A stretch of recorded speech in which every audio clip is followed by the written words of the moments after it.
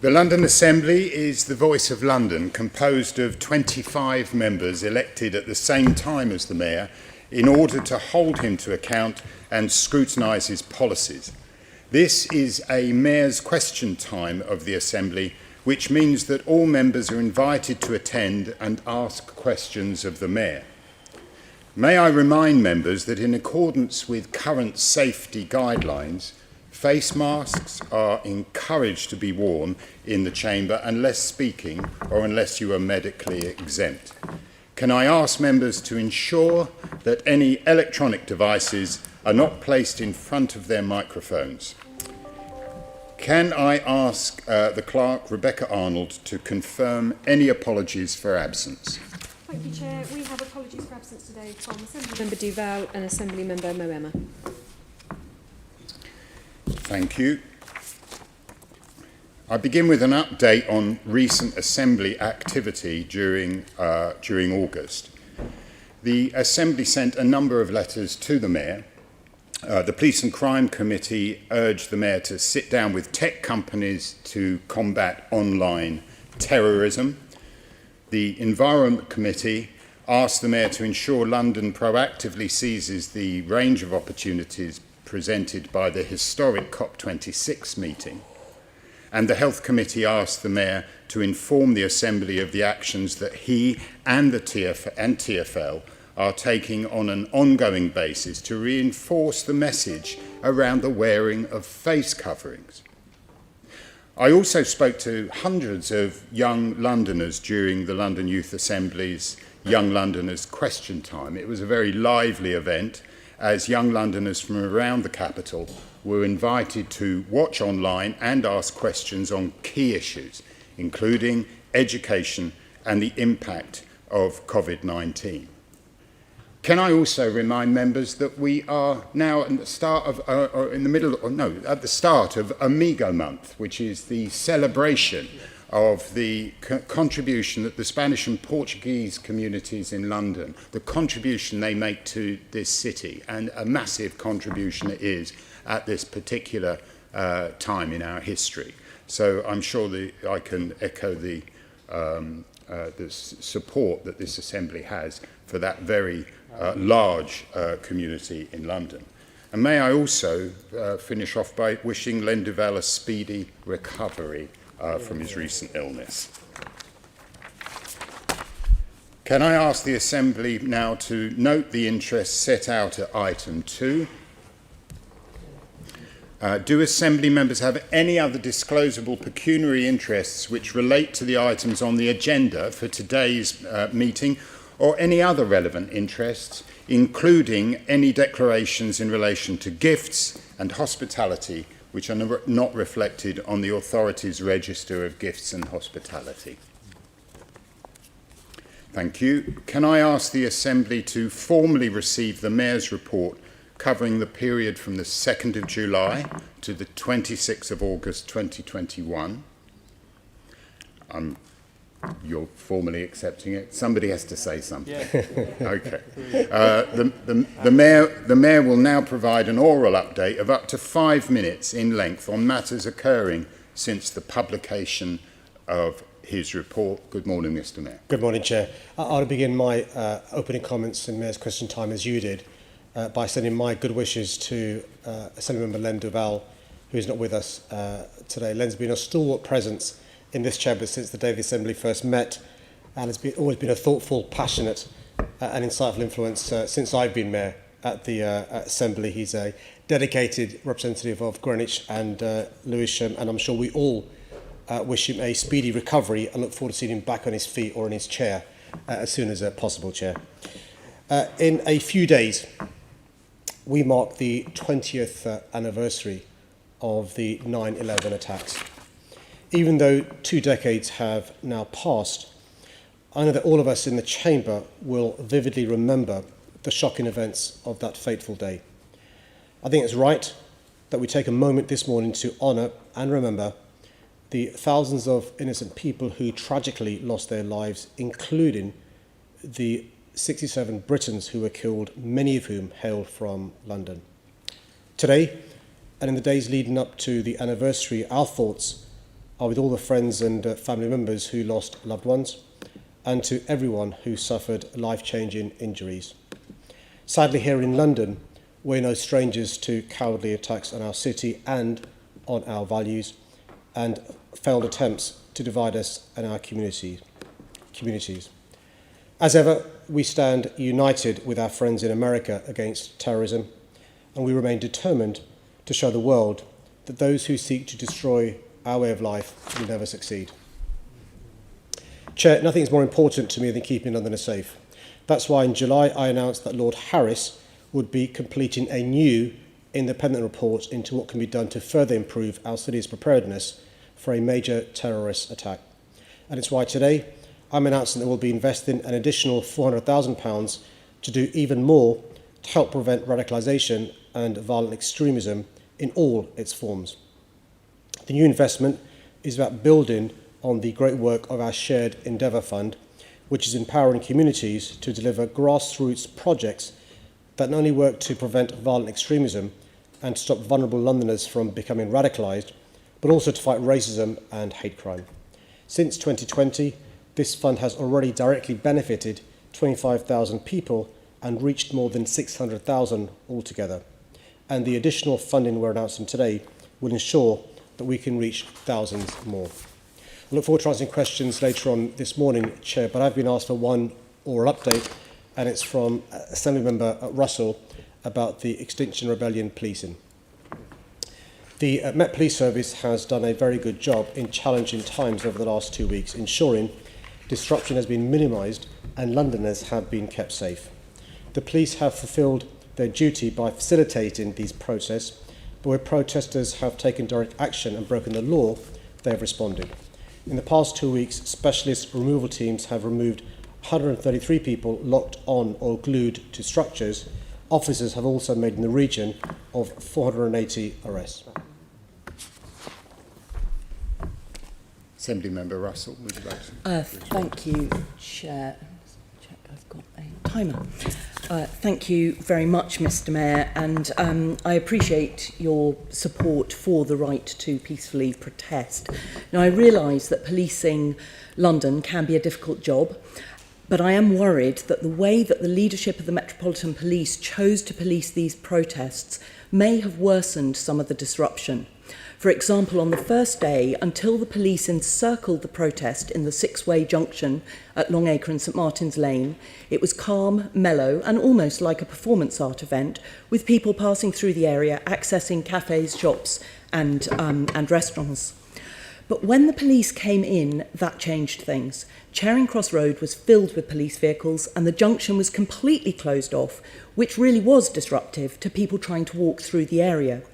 Now, we know by its nature peaceful protest is a bit disruptive, but do you agree that the police need to consider whether the way they choose to police peaceful protest contributes to the disruption experienced by people in the city? Well, Chair, you know that I'm always keen to avoid commenting on operational matters, but the police always, when it comes to protest, look at the evolving situation and act accordingly, and they always seek to act in a proportionate manner as well. On the Today programme and in The Guardian last week, a retired Met detective sergeant described the policing of the London Bridge protest on the 31st of August as an appalling example of policing. And he said that the police used, in his words, unreasonable force. Now, I've also seen worrying footage of Met police officers climbing onto a bus that appears to show them punching peaceful protesters and striking them with batons. Is this kind of policing proportionate? Well, Chair, I can't comment on the description given by the Assembly member. I didn't see those images, but the member will know she gets an opportunity on many occasions during the course of a year to speak to and engage with both the Commissioner and the Deputy Commissioner, and anybody who's got allegations of the severity about which have been said can always make a complaint to the IOPC or to the police, and I'd encourage them to do so. It's really important the police are held up to high standards. Thank you. Now, I'm sure that policing a big protest like this requires a lot of planning and preparation, and that would include things like risk assessments of the tactics to keep protesters and police officers safe.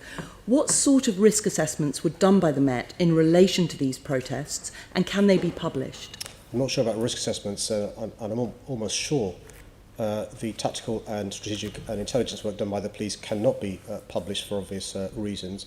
What I would say to the member is when it comes to any police operations, particularly public order operations, the police always learn from previous experiences. The police, like most good organisations in our city, are learning organisations, just like people who protest, hopefully safely and lawfully, but sometimes unlawfully and not in a safe way, evolve and find different ways to protest. It's important for the police to find different ways to police safely these protests. And can I just underscore the point you made at the outset? It is a fundamental right of living in a democracy to protest. I'd encourage anybody who wants to protest to do so peacefully and lawfully. What we can't have is a situation where people are breaking the law, and the police's job is to enforce the law. Now, people have told me that they took their children to join a peaceful protest and felt threatened and intimidated by the scale of the policing. And a Londoner also wrote to me describing how, as a bystander in Exhibition Road, they were left physically shaking while witnessing the police rushing to collapse a bamboo structure that ended up falling close to the head of a protester who had fallen to the ground. Now, these people attended a peaceful protest or were witness to peaceful protest and yet experienced a sudden and frightening escalation of police tactics. Will you look into this? As I said, Chair, if the member's got a complaint to make to the police, it's really important she does so. She can do so directly to the Commissioner and Deputy Commissioner. And those members of the public she refers to, I'd also encourage them, if they're unhappy and have a complaint to make about police behaviour, they also make a complaint to the IPC and directly to the MPS as well, who've got a Director of Professional Standards to look into complaints against the police as well. Thank you. And that will probably apply to this next example. The constituents have also written to me with concerns about how protesters are transported after being arrested. They report being transferred without seatbelts over long distances in custody vans and suffering injuries as a result of being driven fast around corners and over speed bumps. Is that something you can look into? Again, Chair, I'd encourage the member to look into this. I mean, look, she's got in a privileged position of being a member of the London Assembly. She gets access at least twice a year, often more, to both the Commissioner and Deputy Commissioner, but also I'd encourage the people she's spoken to make a complaint in relation to what they're worried about. You know, it's really important that the police held up to a high standard. The Commissioner, the Deputy Commissioner believe that as well. If there are concerns the member has or members of the public have, I'd really encourage them to pursue those. Thank you very much. That's all my questions. Thank you. Given the potential overlap of the subject matter, I would like to bring forward priority question 2021-3776, Mr. Mayor. Extinction, rebellion, protest, disruption. Or can I just carry on, because I'm interested I'll just carry on if that's all right with you. I mean, you can do both with yes, your thank question. you. Thank you. Well, first of all, Mr. Mayor, I would hate you to think that everybody was appalled by the police behaviour. I was certainly not. I was thrilled to bits to see them at last doing what many of us think they should be doing, which is not allowing these structures to be put up in the middle of the road, not allowing pink boats to be parked in the middle of Oxford Circus, etc., etc. Quite frankly, my questioning around you is, are you aware of the amount of distress this has caused particularly disabled members or Londoners? People, if you take to Twitter, as you know I often do, the amount of people that were saying they couldn't get to their hospital appointments, they couldn't do what they wanted to do because they're disabled. And whilst, and I'll quote the other members, is a little bit disruptive. It's very disruptive if you are actually disabled, or if you're trying to get to a hospital appointment, a cancer appointment. I've got copies of people desperate because they can't. I would like to hear you, Mr. Mayor. Actually, I know you went on, I think it was LBC the other day, saying that you think they're damaging their own cause. I would really like to hear what you think that they're doing for disabled people and people that need to get to very important meetings or hospital appointments, and they're disrupted by these people. Yeah, Chair, I think the questions from the last two Assembly members explains the challenges the police face on a regular basis, because there are different points of view. And I think what you're articulating is some of the consequences of protest having adverse consequences on other people. I'll give you some examples. You mentioned an example that you'd experienced from speaking to constituents. If you are stopping bridges, having passing travel, what about when the blue light services have got to receive somebody in desperate need of either the police or fire engine or an ambulance? If you're standing on top of a tube train, it's very, very dangerous. But you're similarly stopping people getting to appointments. It could be a hospital appointment. It could be a job interview. It could be other issues as well. And you will know that I'm somebody who believes passionately about the right to peaceful protest, but it should be done peacefully. It should be done lawfully. It should be done in a safe way. And one of the pressures on the police is to make sure peace is maintained. Police officers are peace officers. They maintain the peace. And often, you're right, some of the consequences lead to the police having to step in. And you mentioned the example of a distressed disabled person. It's really important for the public to be aware of the challenges the police face when it comes to police and protests. That's right, and it should, these protests, and I agree with you and everybody else here, everybody should be allowed to protest. Having said that, we should put in that thoughtfully, and these protesters are not thinking about the disabled in our city. They're not thinking about people that have maybe got cancer and need to go for very serious appointments. And as a mayor, I really wish you would start to underline this aspect to it, Mr. Mayor, because whilst there are some that agree with the protest, there's far more of us out there that are sick to death of this. It's causing untold problems. We also then go on to the separate subject, but on the same thing. The first policy announcement you made when you were re-elected, quite rightfully, was let's do London, let's get businesses back. The leader of Westminster Council, Rachel Robertson, has said how concerned she is about businesses because this disruption stops people coming into London. You can't get your way in, and you've put, I think, £6 million into Let's Do London. They are messing it around.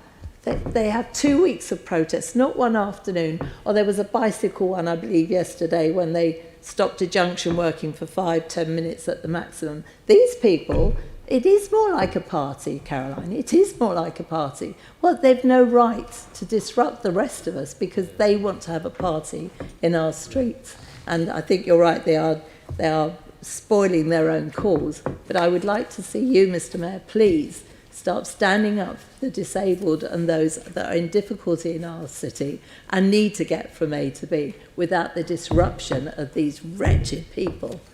I'll leave it at that. Thank you. Thank you very much. No other members on this. If we can now move to the remaining questions on the priority order paper. Each group is allocated an amount of time to ask their questions that is proportionate to their size. The first question today is on refugee housing in the name of Assembly Member Devonish. Thank you, Chair. I know that, like me, the Assembly will have been deeply concerned by the crisis that has been unfolding in Afghanistan in recent weeks. There is an urgency in ensuring that those refugees arriving in London are able to access secure homes. I've been in close contact with London councils and know that boroughs are working hard to ensure London can play its part in providing homes for Afghan families. Given the importance of securing housing quickly, right now these efforts are focusing on securing temporary housing from the private rented sector. No one will underestimate the scale of this challenge given the pressures in the London housing market that members are all familiar with. I've spoken to both the Home Secretary and the Secretary of State for Housing, Communities and Local Government over the last 2 weeks.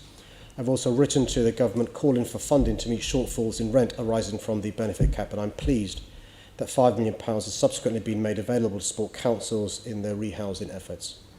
However, it's vital that the government urgently sets out more information on how this funding will operate and provide assurances that it will be available for longer than 12 months. Otherwise, securing accommodation will be far more difficult. While responsibility to accommodate refugees lies with councils, I'm doing all I can to support their efforts. That's why I've invited councils to bid for funding through my Right to Buy Back fund to purchase private market housing. Because the Right to Buy Back fund is only open to councils, I've also written to housing associations, many of whom have already been exploring how they can support rehousing efforts to open discussions for similar funding. Given the urgency of the situation, I'm focusing funding on acquisitions and conversions that can be delivered at pace, including for homes to be used as temporary accommodation.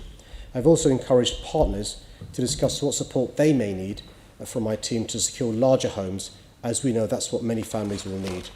Whilst housing is central to resettlement, it's only one part of the wider work we're doing to respond to the crisis. My team are supporting coordination efforts across the capital to ensure refugees have access to essential supplies and services. For example, this week we launched the London Refugee Response Fund. We'll continue, Chair, to play a leading role in advocating for the longer-term integration needs of refugees and people seeking asylum. Thank you, Mr. Mayor. Obviously, President Joe Biden has failed Afghanistan. We must not fail the refugees that come to this country. I think we can agree on that. But realistically, how quickly can the homes in the scheme that you have spoken about be purchased and made available here in London? It depends on the appetite for councils.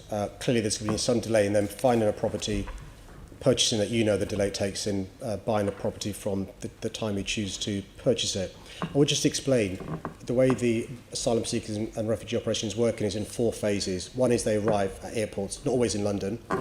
Second is the quarantine hotels, about 10 days in there.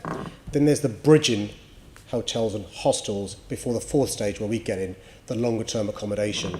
I think, as I said in my answer, councils are now procuring private rented accommodation because you're not going to get houses completed by stage 4. The programme we've announced ends in March. I think we'll have a better idea, Chair, at the end of the financial year about the demand from councils. We're supporting them buy back these properties, and we've also announced a higher tariff for family homes because you'll be aware from your own constituency, many of those refugees arriving may have children, and they'll need homes of sometimes 4 or 5 bedrooms. And how many Afghans do you believe we're going to help in London? Really good question. So we think even those that have come to other parts of the country, a lot of flights arrived in Birmingham and Manchester, will over time come to London for reasons you can understand.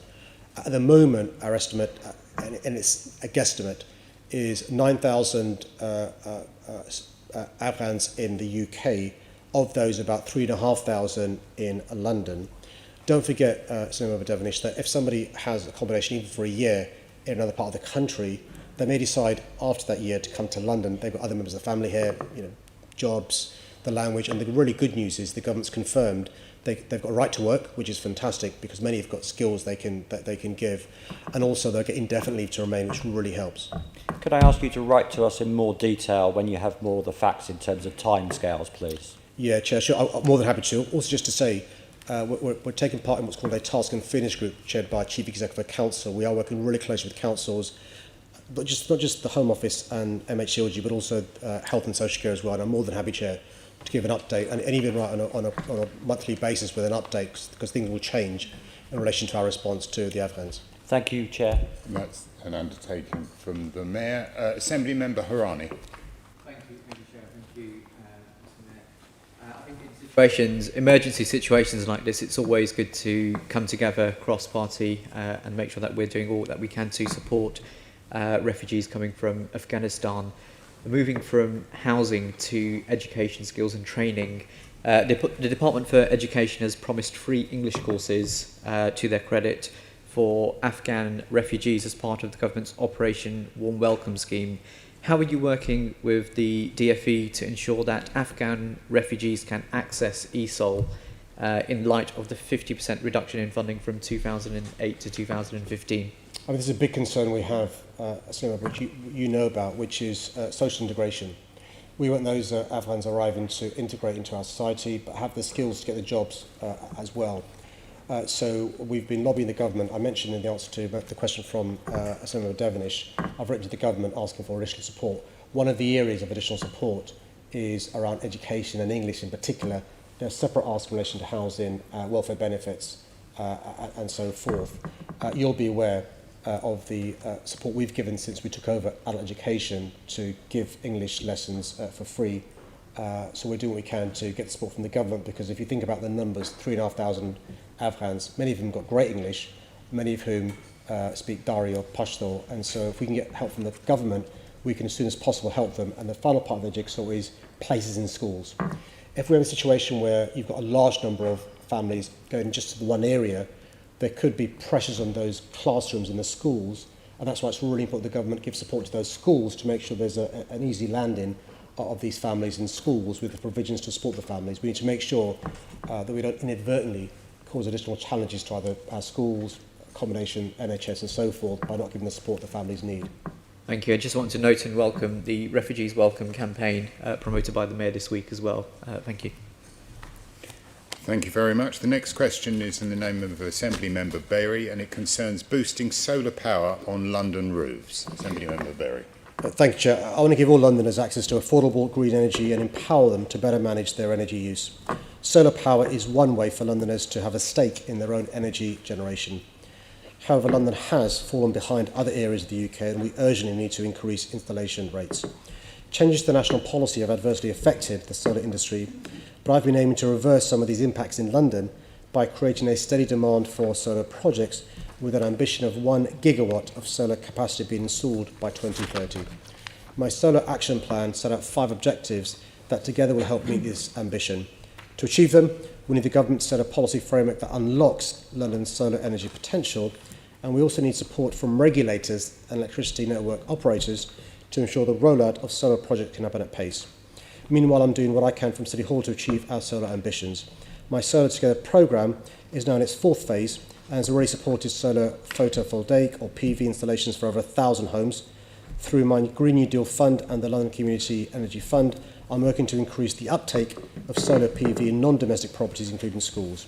My London plan requires all major developments submitted to boroughs for planning permission to meet minimum on-site carbon reduction targets through a mixture of energy efficiency, efficient energy supply and renewables, including solar PV. Approximately 14% of London's residential buildings are in conservation areas. Heritage and conservation considerations are not necessarily a barrier to installing solar PV, but they can be a factor in decision making. Under normal circumstances, individual householders or building owners can install solar panels on existing properties under permitted development rights without planning permission. Some boroughs have removed PD rights, particularly in conservation areas, due to concerns over visual impact, meaning planning permission is needed in these cases. This can result in solar PV proposals being refused or homeowners deciding not to take plans forward. As part of the implementation of our solar action plan, we've commissioned work to gather evidence and insights on the challenges and opportunities that existing planning regulations present to retrofitting residential properties in London, including the installation of solar PV. Recommendations are due back by the end of the year, and I'm very happy to keep the member updated with the progress. Okay, thank you very much, Mr. Mayor, for that quite comprehensive rundown of the many different barriers there are to solar power. Now, I wonder if, like me, you were struck by an extraordinary shot in the recent BBC prison drama Time. Now, this was shot around Runcorn in the northwest, and there was a drone shot from high up in a working class area with just huge numbers of solar panels on all the roofs. And I can't think of anywhere that's anything like that in London. And statistics show we are the lowest region for solar power installations. Now, I hear what you say about these other barriers, but I'm raising heritage specifically because I've been trying to take a look at conservation areas. We've got about 1,000 of them here, and if you look at the boroughs, there's a real correlation with a lack of solar. Kensington and Chelsea are 70% conservation areas, and just 0.3% of households there have solar. It's the lowest number of any local authority in the country. And like you say, national laws don't actually prevent solar in conservation areas, but local policies can be different, more tricky. There can be an idea that solar panels are some kind of blot on the landscape and some genuine opposition. So I think it's time to change the narrative, generate more demand, get people won over to how great and hopeful solar panels really look. And I think we can take the lead from City Hall, like we do with the lovely Let's Do London campaign at the moment. I think we need a campaign on solar. Would you consider doing that? I'm more than happy, Chair, to meet with the member. I think the passion with which she talks about this is quite inspiring, actually. I'm more than happy to organise for a meeting with the relevant team to discuss what we can do to encourage the take-up of more solar energy. It's one of the things we need to do to get more renewables being used in London. She'll be aware about the progress we've had in relation to the energy company. But Chair, that's a really good idea. Can we take that away and pick your brains about what we can do to encourage greater take-up, but also be more positive Exactly. in relation to Yeah. this? That's really encouraging, and I do really want a campaign. I want you to take up my ideas. Now, if this were me, I would call it "Lend Us Your Roofs," because the thing is, solar panels don't cause any permanent damage, and when we're right to be cherishing buildings that are like 100 and 200 years old, I think they could donate themselves for just a couple of decades to this emergency. I think a campaign like this to get whole streets, whole neighbourhoods committed to lend their roofs to this emergency would be a brilliant thing. Now, I'm just pitching you my idea here, and you said you want to discuss it with me further. I genuinely think we should be starting a real debate about this in London and changing this narrative, and I hope we can meet. Chair, we're going to take forward the meeting with the member. We have been working with boroughs who've been really good. I mean, some boroughs have been right into their residents. Actually, my borough, Wandsworth, has been working with us in City Hall to encourage community take-up. And basically, the economies of scale mean the more people on the street who want to take up solar power, the cheaper it is. And so I'm more than happy, Chair, as ever, to work with the member about what we can do to benefit Londoners. And this is a really good area we can work together. Great, really pleased about that. Yeah, the whole streets thing, community energy companies can get involved. Anyway, yes, thank you very much, Chair. I'm out of time. The next question concerns the universal credit uplift, and it's Assembly Member Ahmad. Thank you, Chair. I welcomed the government's decision to introduce the £20 a week uplift in universal credit at the start of the pandemic. It was the right thing to do and has provided much needed support to more than 1 million Londoners. As many Londoners and people across the country continue to struggle with the impacts of the pandemic, I'm clear that the government should reconsider its position and maintain the uplift now and in perpetuity. The increase was long overdue, as years of cuts had left benefit payments well below the genuine cost of living. And we already have a sense of just how devastating the removal of the uplift would be to Londoners. The Joseph Rowntree Foundation has described the proposal as the biggest overnight cuts to the basic rate of social security since the birth of the modern welfare state. It can't be right that this decision to cut will be made on the final day of the furlough scheme when we continue to face unprecedented economic uncertainty and households on the lowest incomes face rising living costs. I'd encourage the Prime Minister to listen to some of his own MPs and party members, including 6 previous Secretaries of State for Work and Pensions who have recently called for the uplift to be retained. As they rightly point out, retaining it would act as a positive step towards making good on the promise to level up by investing in the most disadvantaged communities in the country, including in London. We must also remember that as welcome as the uplift to universal credit is, it provides no support to the thousands of Londoners who remain on legacy benefits, those who are subject to the benefit cap, or those who are locked out of financial support entirely due to no recourse to public funds conditions. I'd encourage, Chair, the Government to urgently review these policies to ensure that anyone who needs it can access a benefit system that covers the basics and allows them to live with dignity. Thank you, Mr Mayor, for your response.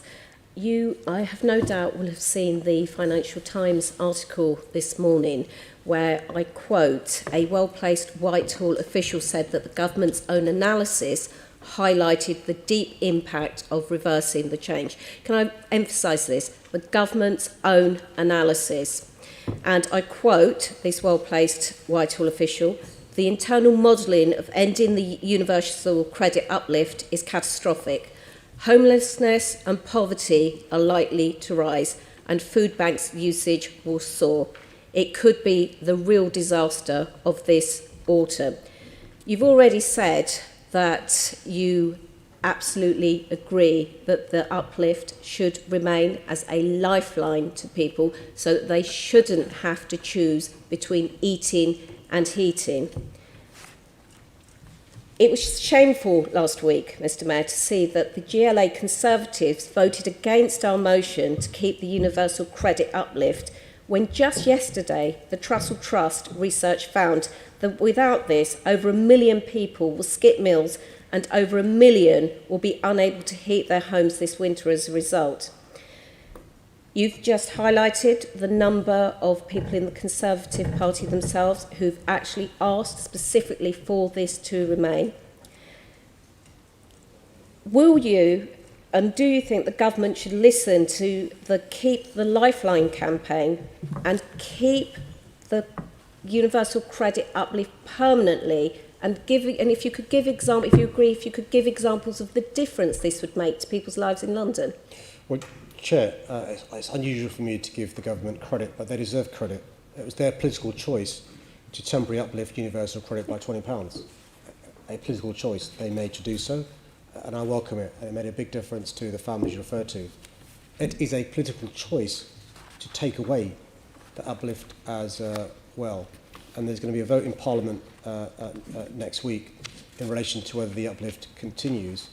And I hope Londoners over the course of the next week will be lobbying their members of Parliament, because I mentioned more than 1 million Londoners have taken advantage of the uplift in universal credit. This is £20 a week, and many Londoners that I speak to aren't sure whether they're going to make ends meet when this £20 goes. Some of them will be going to loan sharks, some will be building up debts on their credit cards, many of them will have to go without. Thank you, Mr Mayor. As you know, Marcus Rashford, one of our wonderful, brilliant England Lions, has urged the government to end threats to social security payments and focus instead on practical measures to address what he called the pandemic of child hunger affecting the UK. He said, "What is it going to take for these children to be prioritised? Instead of removing support through social security, we should be focusing efforts on developing a sustainable long-term roadmap out of this child hunger pandemic. Whilst we've come a long way in the last 20 months, placing the issue of child food poverty at the forefront, devastatingly, the issue is getting worse, not better." Mr Mayor, do you agree with Marcus Rashford? Chair, I do agree with Marcus Rashford, the England Rugby Union player, in a number of issues. And I think it's really important for us to listen to people who've got experience, lived experience of growing up on benefits, lived experience of receiving free school meals, lived experience of the stigma associated with that, lived experience of mum choosing which meals to give her children. And if the government had listened to Marcus Rashford earlier in relation to free school meals, a number of other issues, families would have suffered, and the government would have been forced into making the U-turns. I'm really hoping the government listens to Marcus Rashford and others, the families you referred to, Lifeline, as you referred to, Joseph Rowntree, 6 former Secretaries of State for Work and Pensions. As you said, the Whitehall's own analysis shows getting rid of the £20 uplift will be, quote-unquote, catastrophic. Let's hope, Mr Mayor. Thank you. Thank you very much. The next question concerns flooding in London, and it's in the name of Assembly Member Bakari. Thank you, Chair. The flash flooding in July was devastating to many Londoners whose homes and businesses were disrupted. I convened an urgent roundtable with key partners to ensure that everything possible is being done to reduce the impact of these extreme events on our city. Climate change will only increase the frequency and intensity of surface water flooding incidents in urban areas, and we've seen a number of catastrophic flash floods around the world this summer, including in New York just last week. In London, there are more than 200,000 residential and commercial properties at risk of flooding from heavy rainfall events. While our emergency services acted quickly to help Londoners during the incidents, the roundtable I convened and the 2 subsequent meetings led by my Deputy Mayor for Environment and Energy and my Deputy Mayor for Fire and Resilience identified gaps in the immediate emergency response and in London's longer-term resilience to surface water flooding, especially in the context of climate change. Key areas identified for improvement included information sharing and coordination between risk management authorities during extreme flooding events, and the need for a London-wide communications plan to give Londoners the information they need to understand the risk of surface water flooding and how to protect themselves and their property. The London Resilience Partnership also conducted a rapid review of the response to the flooding incidents and will use the findings to improve multi-agency response capability and to inform future flooding risk assessments. Londoners who were affected by the flooding also had difficulties getting through to Thames Water and the Environment Agency. Both organisations are reviewing their procedures and have put measures in place to increase their capacity to handle calls. We also identified the need for an early warning system to alert Londoners and responders about the likelihood of impending flash floods. The group I convened has continued to meet to review progress on actions and to work on solutions for longer-term issues, including addressing the gap in strategic responsibility for surface water flood risk. Some issues require support from the government, including the implementation of local flood risk management measures, maintenance of highways drainage, the development of an alert system, and updated modelling to help target interventions like sustainable drainage most effectively. I've written to George Eustace, the Secretary of State for Environment, Food and Rural Affairs, and I'm hoping to meet with him to discuss this further. Thank you so much, Mr Mayor. I've had a lot of casework related to the heavy rain this summer, and I've met Thames Water and the Environment Agency, and I think we can all agree that we need joined up and long-term action is required. Londoners need leadership and they need ownership over this. So one of the points that have been raised with me is the impact of paving over front gardens. In fact, the Sunday Times highlighted this week. Residents are trying to help with the climate emergency by getting electric cars, but then paving over their front gardens for charging points.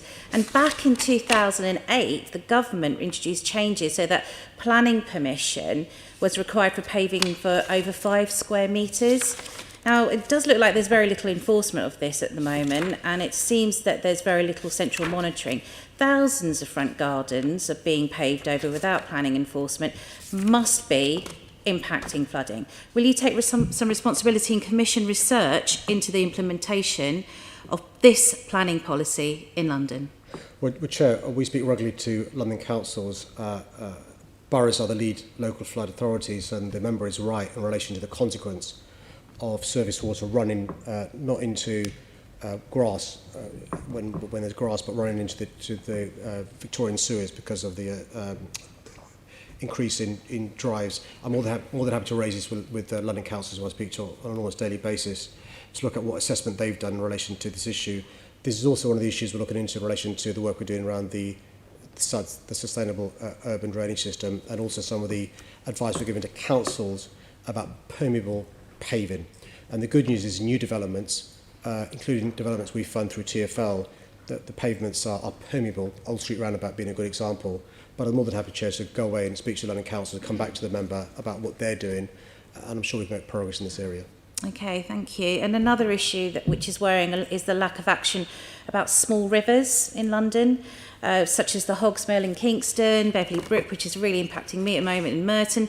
London has over 600 kilometres of small rivers and streams, many of which have been straightened and concreted over, which is reducing their natural flood defences. I'm really concerned that, again, we need to take some more ownership over this. And as the Mayor of London, you have a unique responsibility to Londoners. Do you think you can take the lead, tackling flooding from the London small rivers perspective? Yeah, with the right powers and resources, both of which we lack. But you're right in relation to just cleaning some of the rivers up would increase the flow of the waters, which is really important. That's one of the issues we're raising with the Environment Agency. You'll be aware that DEFRA fund the Environment Agency and councils to do some of this work. We are speaking to the Environment Agency. The next meeting we're having with the group of agencies responsible for this area is as early as next month. Chair, I can add that on the list of things to discuss to make sure we take up what we can do about particularly the smaller rivers. The bigger rivers, are being dealt with quite well. But you're right about the smaller rivers. If there's a blockage or a delay in the smaller rivers in particular, that can overspill into people's back gardens, into their homes and so forth. And a lack of maintenance can lead to real problems in the long term. So, Chair, why don't I take that up again and drop the member a note in relation to what the EA say in relation to the progress, and particularly in relation to small rivers and streams. And you talked about risks that you're going to be looking into it in terms of the meetings that you've been having recently. There's also an issue with hotspots. There's councils know this, that there are certain areas where there's poor landscaping, regular pooling and flooding. And again, we're crying out for some leadership and coordination in managing this London-wide information. Will you undertake an audit of flooding and poor drainage hotspots in London with the London councils so that proper preventative action involving all the relevant agencies can happen? Chair, that work's already happened. I don't want to reread my letter, my answer rather, but I'll turn my answer into a letter so the member can see the work that's already been undertaken. Thank you. Thank you. You've got quite a few commitments there.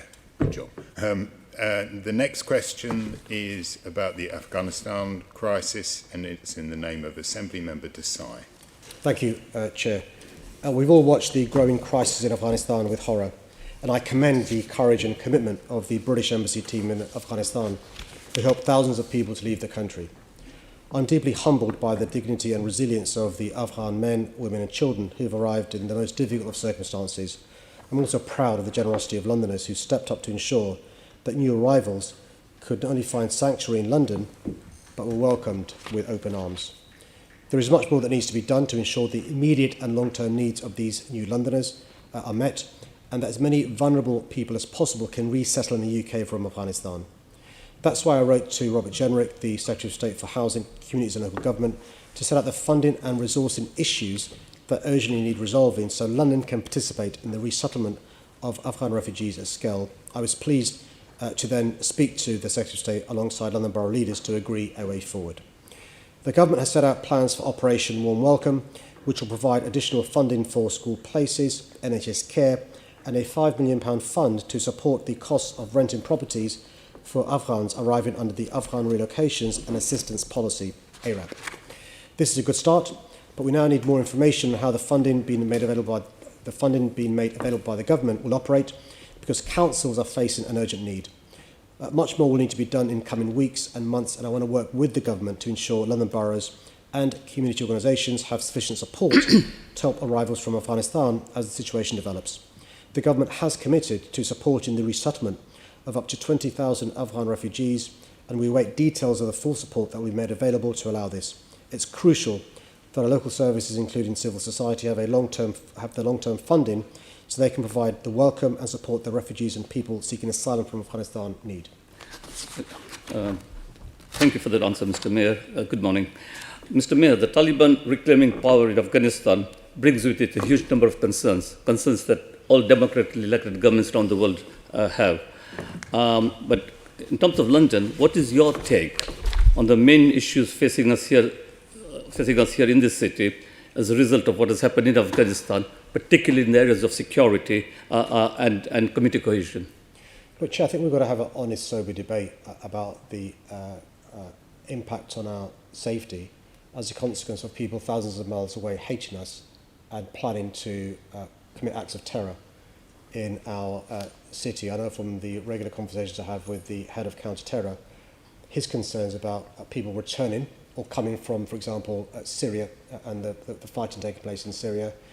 You'll be aware, Senator Desai, in relation to the roots and genesis of the 9/11 attack. I mentioned in my opening the 20th anniversary of the awful attack on not just the Twin Towers and the Pentagon, but the other plane that went down as a consequence of the planning and execution of that attack. We've got to be cognizant of the risk to our city, to our country, and you'll also be aware, Senator Desai, that one of the reasons why the NATO forces went into Afghanistan was the principles of NATO in relation to an attack on one is an attack on all. So I'm sure the government is talking closely to allies about any increased security concerns to all of us as a consequence of what's happening in Afghanistan.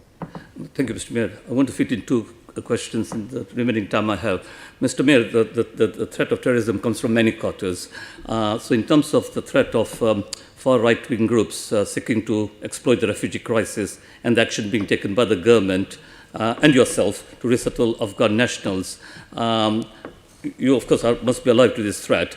And will you be discussing this with the Met, working with them to address the potential rise in hate crimes as a result of the crisis the resettlement program has brought? And before you answer, can I actually thank you for the announcement you made this morning about boosting funding and taking further action to counter violent extremism, hate crime and racism? Thank you very much for that. Thank you. Chair, it's linked. Senator Harani asked about education. That's important for social integration in relation to the issue you raised. The funding we've announced today, the additional funding, is to make sure we can target those groups we're worried about, but also build the resilience and educate people in the right way so they're not susceptible to being groomed. You'll have seen, and it's deeply upsetting, those new arrivals in a hostel. Apparently people were hurling abuse and knocking on doors and so forth. And that's why it's really important for the government to work with us and councils to coordinate the safe dispersal of those Afghans to make sure that there isn't once they've arrived in London, any suffering they suffer because of racists or others behaving badly. Mr. Mayor, the charity Hope Not Hate have actually I've commented on the possible increase in far right-wing sort of violence as a result of the crisis of Afghanistan. But finally, Mr. Mayor, a former head of the British Security Services said that the government could, that this country could again provide a safe haven for terrorists to train and plot, and there may now also be a greater homegrown threat with radicalized individuals emboldened by what has unfolded in Afghanistan. Given this heightened sense of risk, there were some concerns recently raised in the House of Lords European Union Committee report that the mechanisms for how our police cooperate with their European neighbours are now not as strong as they were before Brexit. How important is therefore that the government works as quickly as possible to resolve these issues if the police are to be in as strong a position as possible to keep us safe from terrorism? And what conversations have you or the Met had with the government on these issues? Look, we've left the European Union now. Brexit's happened. And so we've not got the same cooperation we had with our 27 allies in the EU as we had before, for obvious reasons. And so what we're having to do is have workarounds. Because we've got to be innovative, we've got to work with our partners. And the workarounds, frankly speaking, are never going to be as good as being inside the European Union. But the police and the security services will carry on working closely with allies. Really good bilateral links with some countries in the EU, less good with other countries. But I'm not going to pretend a workaround can never be as good as being part of the European Union. Thank you. Thank you. The next question is about keeping young Londoners safe, and it's in the name of Assembly Member Bailey. Thank you, Chair. Tackling violence and making communities safer is my number one priority. Like all Londoners, young Londoners are of course protected from violence through the work of the Met Police Service, and I've invested a record £1 billion to plug the gap created by sustained government cuts directly funding 1,300 extra police officers. But the causes of violent crime are complex and involve deep-seated problems like poverty, inequality and the lack of opportunity for young people. These chronic issues have been harder to deal with as a result of government cuts over the last decade and the impact this has had on public services and the voluntary sector. As Assemblymember Berry's research in this area shows, government cuts have meant that over £240 million has been lost that would otherwise have been invested in young Londoners over the last decade. More than 600 youth worker jobs have been cut, reducing the average borough provision from 48 to just 15. London has lost nearly two-thirds of our youth centres, leaving only 133 across the whole city.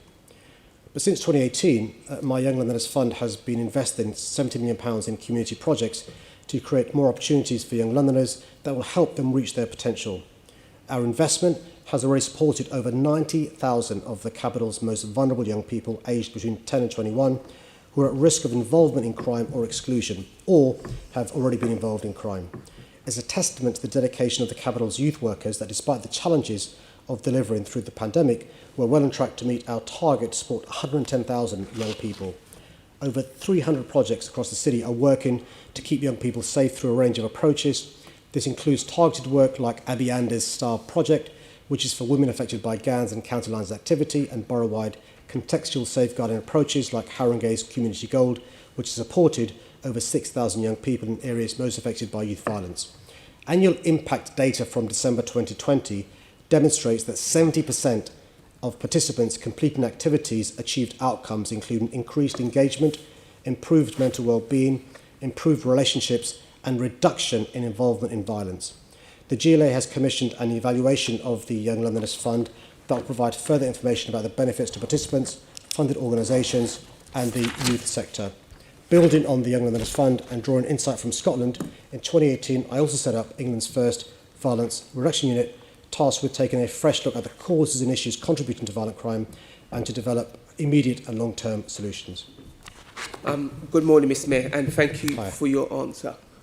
I'm sure you and I both agree that one of the most at-risk groups of young Londoners are Londoners who go missing. There's a large number of young people who are missing in London. How has the Young Londoners Fund been used to help prevent this number growing? Sorry, young Londoners going missing? Yeah.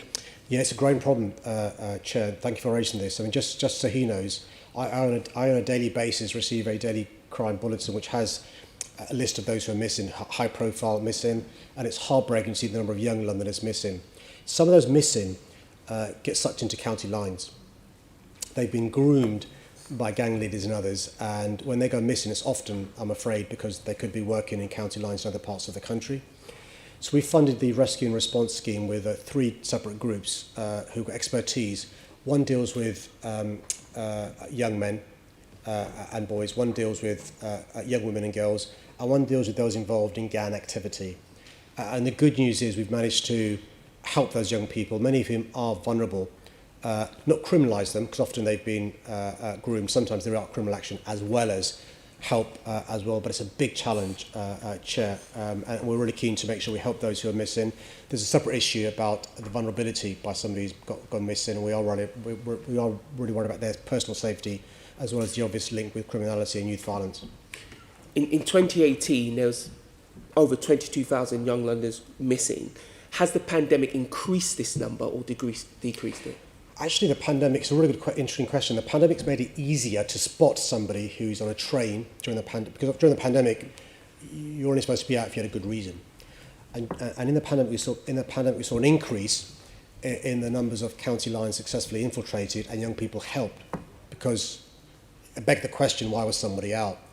The concern actually is, as the pandemic ends and restrictions are eased, the really good progress made during the pandemic could be undone. And that's why a few weeks ago I announced additional funding for the rescue and response scheme, because we're really keen to build on the progress made. We are concerned also, Senator Bailey, by the use of the internet during the pandemic.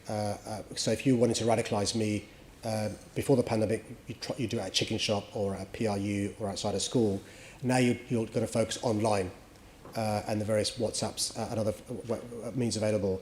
And so during the pandemic, the police have increased their skill set to try and stop people being groomed, radicalised through that way. But we are concerned about restrictions being eased as they have, holidays being finished, and the challenge of how we stop young people going missing, particularly if they're involved in youth violence or county lines.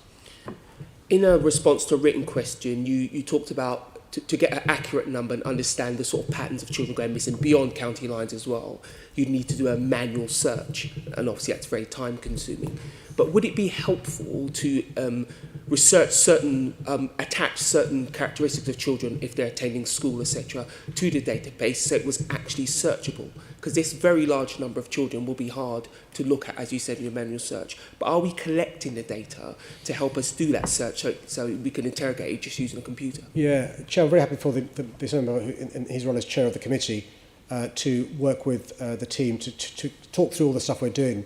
One of the challenges, the link between absences from school and that being fed in centrally. So we've got the information about when a young person's been missing for X days. Often the challenge is when that child's been excluded from school or being educated at home in alternative provision. But data is invaluable in this way, because having the data means you can go and work with the families where the child is concerned. There's an additional concern with those children who are in care, and they can fall through the cracks. But I'm more than happy, Chair, to work with the Senate member about what more we can do, particularly if he's got any advice in relation to those in alternative provision education, those in care, in relation to, at an early stage, finding out who they are, how they've been missing, and providing the assistance sooner rather than later. The more a child is missing, the more they're involved, not just in county lines, but other activities, the more difficult to bring them back. And also you'll be aware it's giving that child the wraparound support they need in relation to what happens when we manage to find them and bring them back safely. I think you're right. And just the last thing I'll say, is any work being done to look at the links at the children who have regularly gone missing? So, for instance, the black community, we suffer a lot of children going missing, and of course we have a lot of knife crime, both of perpetrators and victims. Is there any work being looked at? Is there any link between children who go missing regularly and then end up being involved in any particular types of crime? Yeah, Chair, I'm trying to be careful not speaking generalisations for obvious reasons, but the short answer is yeah, and I'm afraid the bad news is there is a link between young people going missing, or particularly of a certain age, and for certain communities, and county lines. And it's the same issue, by the way, in other urban conurbations. It isn't just a London issue. So if you were speaking to colleagues in Liverpool, Manchester, other busy cities, Glasgow, similar challenges as well, and I'm afraid there is a link, and I'm really happy again as part of the briefing to him as chair of the police committee for the team to talk through that with him, including what we can learn from other cities. We're always keen to learn from other cities. One of the great things about the work we've done in county lines, not just the rescue and response scheme, but the leadership is provided by the Met Police, which helps in relation to cascading any lessons from around the country, but also has passed on our expertise as well. But the bad news is, I'm afraid, when a young person goes missing, it could well be that he or she is involved in county lines and criminality. Of course, we've got to make sure they're safe, and often they're vulnerable. So I don't want to make a sweeping generalisation about all young people who are missing. Thank you for your answers, Chair. Thank you. Assembly Member Desai. That the causes of violent crime are complex, and you told us about the steps you're taking to the Young Londoners Fund to reduce violence amongst young Londoners, and also note your answers to the questions from Assembly Member Bailey.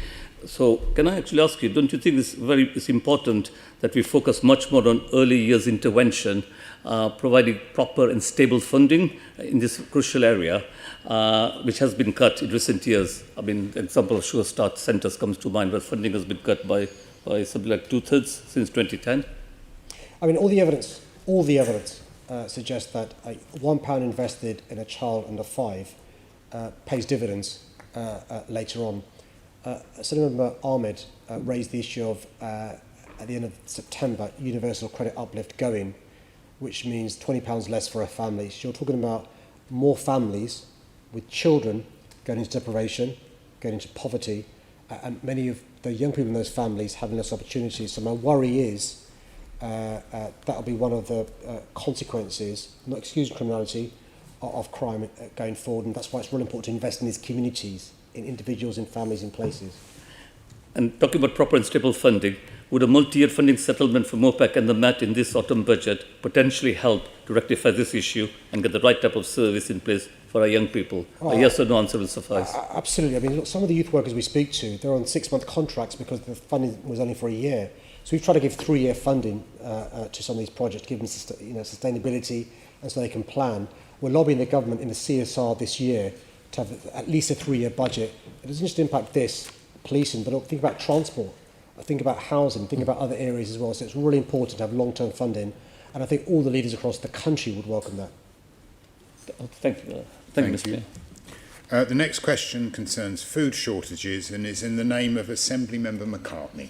Thank you, Chair. I'm very concerned by increasing reports of food shortages. DEFRA's Food Resilience Industry Forum played an important role in helping to maintain food supply chain integrity during the early stages of the pandemic. But organisations spanning the breadth of the food industry and food aid sector have been warning for some time about widespread food supply chain issues resulting from chronic labour shortages and other issues associated with and exacerbated by Brexit and the pandemic. The latest figures indicate there are more than 500,000 vacancies across food and drink businesses in the UK. This situation is affecting the whole food supply chain, including harvesting, manufacturing, packaging, logistics, hospitality and retail. Major retailers and logistics companies have recently reiterated the immediate challenges they face as a result of the labour shortages. They expect these to be compounded by increased consumer demand leading up to Christmas, as well as the end of the grace period for full customs checks in October. Organisations across the food and farming sector have recently joined forces to publish a new report proposing a series of recommendations to address the current workforce challenges threatening our food supplies. These include the introduction of a 12-month COVID-19 recovery visa to help ensure a short-term solution to the current HGV driver shortage. Throughout successive lockdowns, my team have worked as part of strong partnerships with experts across the food and drink sector, including to coordinate the supply of emergency food aid where needed. I'd urge the government to continue working collaboratively, considering these new recommendations and reviewing its post-Brexit immigration policy to ensure it's fit for purpose. This will help address the immediate challenges food supply chains are facing and ensure there is a long-term plan to increase our food resilience. Thank you, Mr. Mayor. We do know that staff shortages are having a huge impact on food and hospitality, and I'm particularly concerned about the impact on London's small and medium enterprises. What can you do to support SMEs who are suffering that supply chain issues and staffing issues? And are you lobbying government on this? Well, I think firstly, we've got to be frank, with the best will in the world, we are not going to solve the massive problems small and medium-sized businesses are facing. I spoke this week to somebody who runs a restaurant, and he was explaining the difficulties in relation to getting chefs, getting waiters, and other staff, aside from the food supply issues that was referred to in the question. So we're doing quite a few things to do what we can, providing free advice through our London Business Hub in relation to those who've lost workers, particularly in relation to Brexit and EU, giving advice in relation to how to deal with the red tape caused by us leaving the European Union in relation to importing stuff in particular. Senator Mahal referred to Let's Do London. This is helping those small businesses getting customers back, getting footfall back into the West End, which they need because many restaurants now have stopped doing the lunchtime meals because of staff shortages, are only doing evening meals. They need footfall, they need customers to help them during this difficult time. And the final part of the jigsaw is a pipeline of new people to take up these jobs. So one of the academies we're setting up is hospitality. Most people, actually, their first job was in hospitality. And so we're encouraging a pipeline of people to go into hospitality. Last week I went just around the corner to the Mercato Metropolitano to see for myself the benefits in relation to hospitality training. And it's really important to help these sectors. They're crucial for our city. 1 out of 5 jobs are in either hospitality or retail. Thank you. Last April, you had to step in and support food banks from collapsing due to a shortage of food. With shortages and increase in the costs of food likely, how can you prevent this from happening again and support the most vulnerable? And we've heard from Assembly Member Ahmed this morning about the catastrophic effect of the axing of the universal credit uplift. It really concerns me that our most vulnerable families are going to be in dire straits, and a lack of food to those food banks could be a real issue. Well, there's a number of things happening at the same time.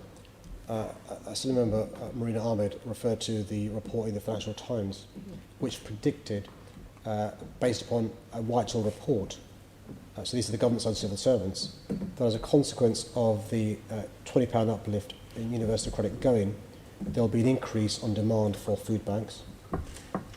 The question you asked was about the concerns around food supplies, shortages and so forth. And so you'll see a combination of things happening, I fear. One is an increased demand for the food banks. 2 is additional pressures caused by a combination of post-pandemic plus Brexit leading to a shortage of food and so forth. And we're really concerned about this autumn and winter. We're working with partners across London, as you'd expect, to make sure we can do what we can to ameliorate some of those concerns. But that's why I made the point. The decision to remove the £20 uplift is a political choice the government is making, and I fear the consequence of that political choice. Wonderful. And can I just ask, if the need arises, will you do what you did last year and actually try and broker some food from our major supermarkets to make sure that those food banks are stocked? Yeah, Chair, we'll do what we can. I'll just make this point that our major supermarkets are facing a shortage of food supplies on their shelves. I've seen the images, I'm not sure about your local supermarket, of empty shelves. And so we've got to understand the pressures on them. As philanthropic as they want to be and as generous as they want to be, they themselves are facing shortages. One of the things we saw in the pandemic was because people were concerned about themselves storing up enough food because of the pandemic, there were fewer families being as generous in relation to putting stuff in baskets and containers the shopping markets had left for people to donate foods to. So we can't pretend it's not going to be a challenge in autumn and winter. We'll do what we can with the limited resources and powers we have, but I can't pretend, even with the best will in the world, that we can work away some of these consequences of some of these policies. Thank you. Thank you, Chair. Thank you. The next question, in the name of Assembly Member Best, concerning new homes has been withdrawn, and we'll expect a written reply to that. So the next question on is in the name of Assembly Member Clark, and it's London Fire Brigade's readiness for extreme weathers. Thank you, Chair. The London Risk Register is designed to capture all types of disruptive risks to London, from flooding to terrorist events, from pandemics to heat waves. It is informed by historical and scientific data, modelling and professional judgment on the impact and likelihood of a risk occurring. The Risk Register is a high-level document and is the starting point for the development of multi-agency response capabilities. Risks are identified on the register and plans are designed to respond to those risks, including the type of localised flooding incidents we saw earlier this summer. The register is informed by expert advice, including from the Environment Agency and local authorities in their role as local flood response leads. Surface water flooding is classified as a very high risk for London. This classification means that extensive planning work has taken place across agencies to prepare for this eventuality. These plans are regularly reviewed to ensure they're up to date. All information gathered from the most recent flooding will be used to improve our response capability and update future flooding risk assessments. I know the Assembly member is already aware of the work the Roundtable on Flooding is taking forward to ensure that everything possible is being done to reduce the impact of extreme weather events in our city. Using robust risk assessment and multi-agency response means we're best placed to deal with these events when they occur. Combining this with medium and long-term adaptation and preparedness measures that reduce the risk posed by surface water flooding is necessary to keep Londoners and London's infrastructure safe. I've already mentioned efforts through my London Environment Strategy and Green New Deal mission to improve urban water management, enhance green spaces, adapt the built environment and raise awareness. Understanding the risks London faces and combining these multi-agency efforts of preparedness and response will be the most effective way to face future climate change-related weather events. Thank you, Chair, and good morning, Mr. Mayor. Thank you for your answer. How has the Fire and Rescue Service for London adapted and developed their work in this area, and what more are they looking to do? Thanks, Chair. It's a really important question. So, and it goes towards what we're trying to do to encourage people to join the fire service. The fire service isn't just about putting out fires and carrying people down a ladder. Actually, it's a very little part of their job.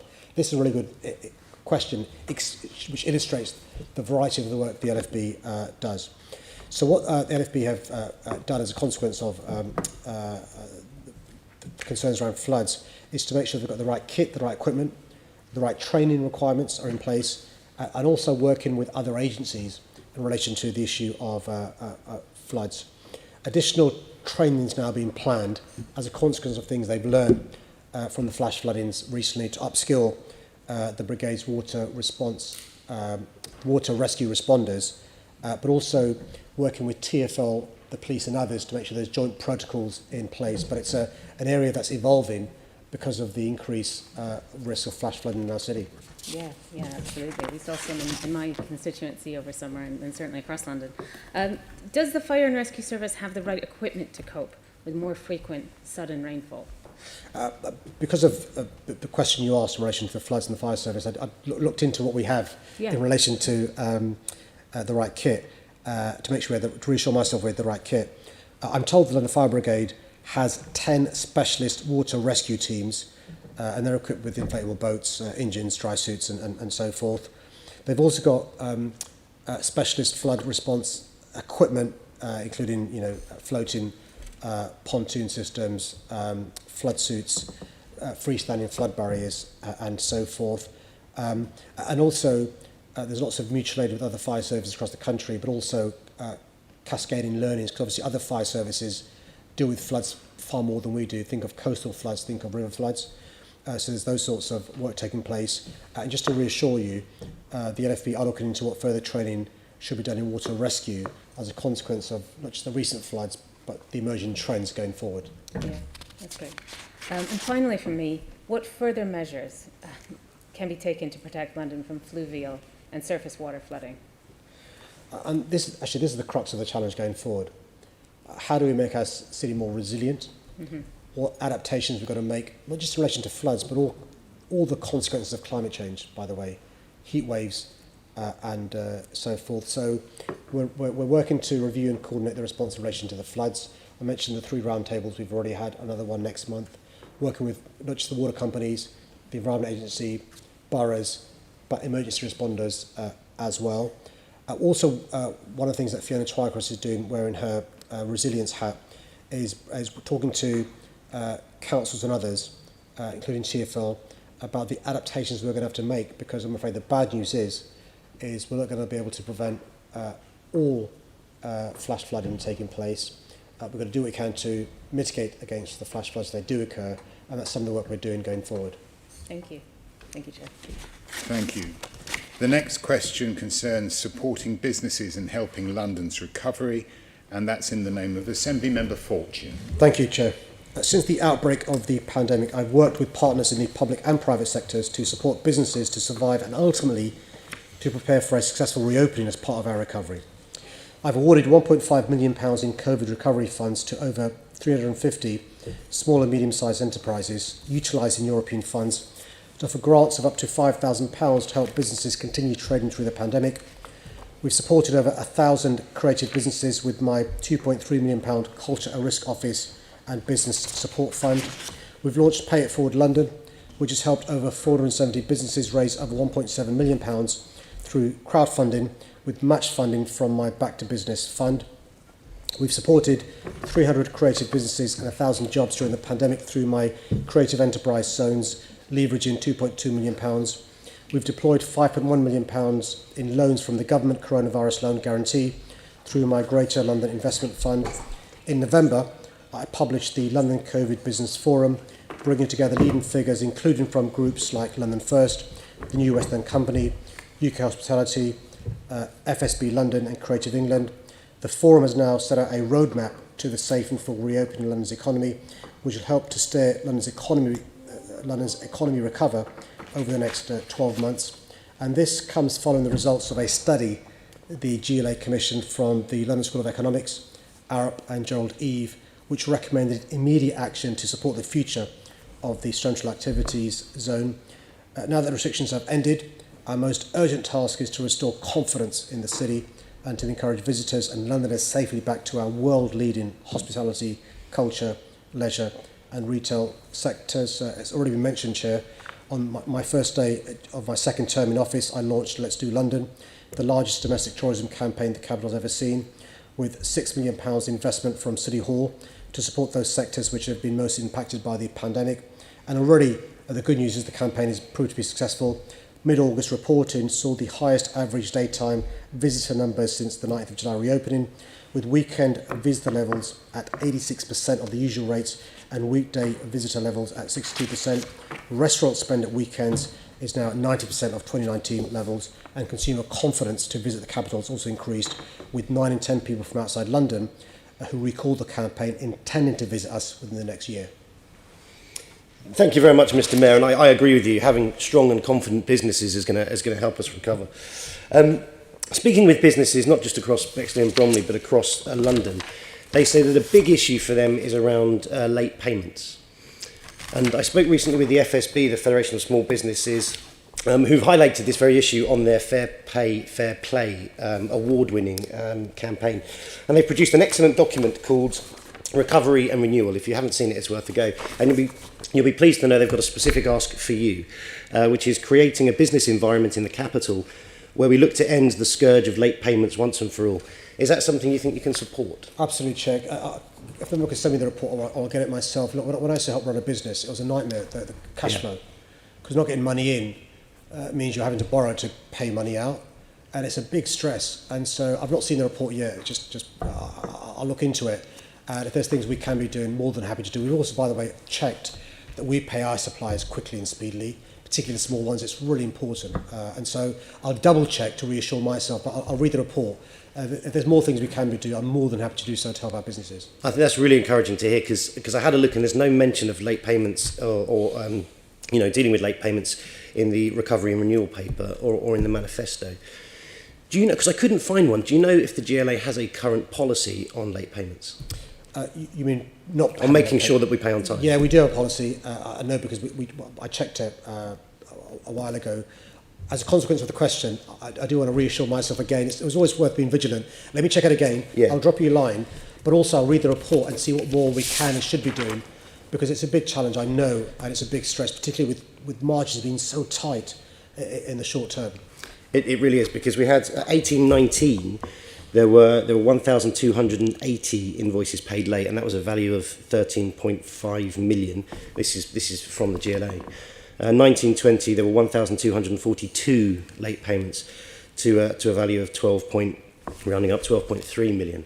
You'll impress me now if you have the figures for how many late payments we've got outstanding. No, Chair. So I wasn't aware that was a question, but I do undertake, Chair, to go and look into that because it is a really important issue, and it would be heartbreaking if now that we've come out of the pandemic, fingers crossed, restrictions are lifted, a business didn't stay afloat because of lack of cash flow, when we know that hopefully there are good times coming. So let me look into that, and I'll undertake to respond to them. I think that's great. When small businesses are doing well, everyone's a winner. So if you could write to me with those latest figures, and if there isn't a policy in place, if we could work to put one in place, I'm more than happy, Jay. It's really important. I think we've got a responsibility to do so. Absolutely, and that's going to help us recover.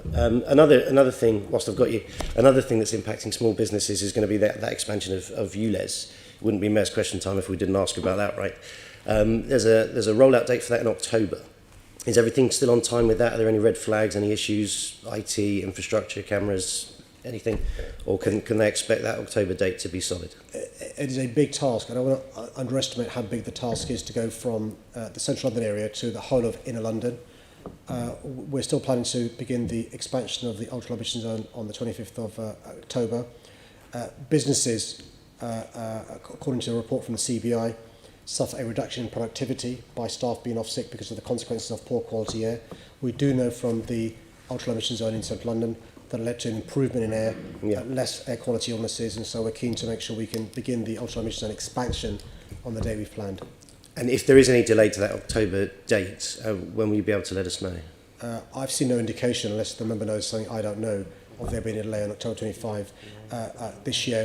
We've deliberately telegraphed that date years ago to give businesses and others advance notice. If it was the case that October 25th date wasn't going to be met, which it isn't, we would let people know as soon as I knew. I had no indication there is any going to be any delay, but on the hypothetical that I was told there was, as soon as I was given that information, I'd make sure I made it public. I would keep that secret. Thank you very much for your answers. Thank you, Assembly Member. After the next question, we're going to take just a 5-minute comfort break. So we'll be adjourning for 5 minutes, but after the next question. The next question is from Assembly Member Cooper and concerns zero carbon London. Before I answer the question, I've got to say this innovation of yours is one that's welcomed by the Mayor, and it's one that I'm very grateful for. Thank you for your question. The latest report from the Intergovernmental Panel on Climate Change on the current state of the climate is a wake-up call for the planet. Climate change is happening now. If we don't take urgent action, the impacts which we are already seeing in London will be catastrophic. That's why I've brought my net zero carbon target forwards to 2030. Many of the actions needed to reach this goal are already laid out in my 1.5 degrees Celsius climate action plan and are being acted upon. I've helped secure £160 million to retrofit homes and public buildings.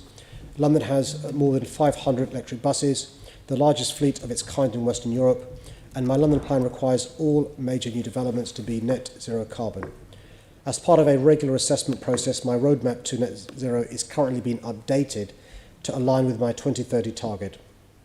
Through my existing strategies, we already know what needs to be done, and this update will be about speeding up these actions and focusing on priorities. The updated roadmap will identify where activity can be accelerated to best decarbonise our homes, workplaces, energy and transport systems.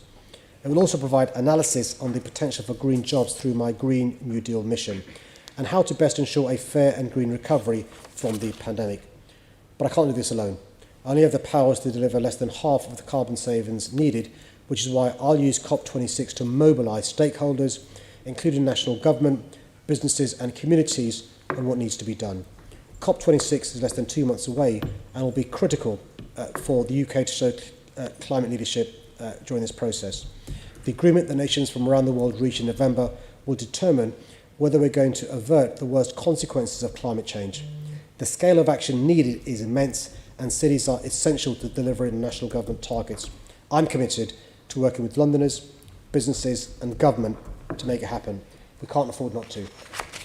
No, Mr. Mayor, I completely agree with that, and I'm very glad that you focused on the need to address the issue around buildings, and quite often the discussion is only around whether or not we should be moving from gas to heat pumps, but obviously one of the issues is going to be about insulation, external wall insulation, internal wall insulation, and that, of course, you were just talking about jobs. Now, we've had a history from over the last sort of decade of government initiatives, the Green Deal, the Green Homes Grant, that have all been a bit of a failure, frankly. The take-up has been minimal.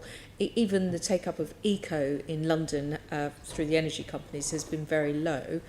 Are you in discussion with government about a multi-year programme that is really going to start to address the fabric of buildings across London? We are not demolishing London. We've got a lot of Victorian and Edwardian properties that really need a lot of attention. There's no point fitting a heat pump in most of them if we don't do that kind of thing. Where are we on that discussion with government? It's a really important issue raised in the question you've asked, a number of issues raised in the question you asked. We are in conversation with the government, as you'd expect. Officials are in conversation. All the reports I receive are that Alok Sharma's doing a really good job raising this issue within government about the importance of retrofitting our buildings to help decarbonise. Really important. You simply can't make the transition without dealing with this issue. And actually it's an opportunity, because a retrofitting revolution can lead to jobs creation as well as dealing with the climate emergency. So you'll be aware that the government has been quoted in the past as calling this sort of stuff, inverted commas, apologies for language, green crap. Actually, we think there's an opportunity to help our economy, to help with the recovery, to make it a green recovery, but also to decarbonise our homes. And you're right, even though we've got world-leading planning policies in London, so the new homes are zero carbons, what about the homes that are already there? And that's why retrofitting is the way. It'll help with the Green New Deal ambitions for job creation. It'll help in relation to dealing with the climate emergency. And so we are, as part of the conversations, lobbying the government about support, because it can't be done without government support. And by the way, this government, as well as previous governments, have supported other industries in the past. Think of nuclear, think of coal, many other industries we've supported in the past. I think these are the sort of industries we should be supporting in the present and in the future as well. I mean, it's clearly something that needs to be done from the government level, the regional level, City Hall level, but also the local level, and it has to be a journey that we're all taking together. So I'm pleased to hear that those discussions are ongoing. The other half, the big piece of the picture, though, that we need to address in terms of decarbonisation on our route to 2030 is, of course, mobility, transport, and that's something that we often talk about here as well. How important would you say that the ULEZ expansion on the 21st of October is in terms of addressing carbon emissions in London? We talk a lot about clean air, but in terms of carbon emissions? Right, Chair, I can't overestimate the importance of transport to carbon emissions and the importance of the world's first ultra-low emission zone to reducing emissions of carbon, of particulate matter, and of nitrogen oxide and nitrogen dioxide. So I was speaking recently to one of the world's leading experts, Dr. Gary Fuller, who's somebody who's renowned around the world, and he was saying he can't think of an example of a policy that has made such a tangible difference to the quality of air than ULEZ. He'll forgive me if I've paraphrased him wrong. To give you an idea of what we know already in the first couple of years of the world's first ultra-low emission zone in central London, by the way opposed by many in this assembly, more than a 44% reduction in roadside nitrogen oxide and nitrogen dioxide, more than a 27% reduction in particulate matter, more than a 6% reduction in carbon emissions. And the obvious question is, if the people in central London can get those benefits, why not those all the way up to North Circular and South Circular and the rest of our city as well? And the good news is, other cities, not just around the country, think of Birmingham, think of Bath, think of Bristol, but around the globe, are looking at our policies to see how they can emulate them. Yeah, I mean, we were the first to launch the ultra-low emission zone in London, announced in 2015, and I think it was actually great to see it made a real reality.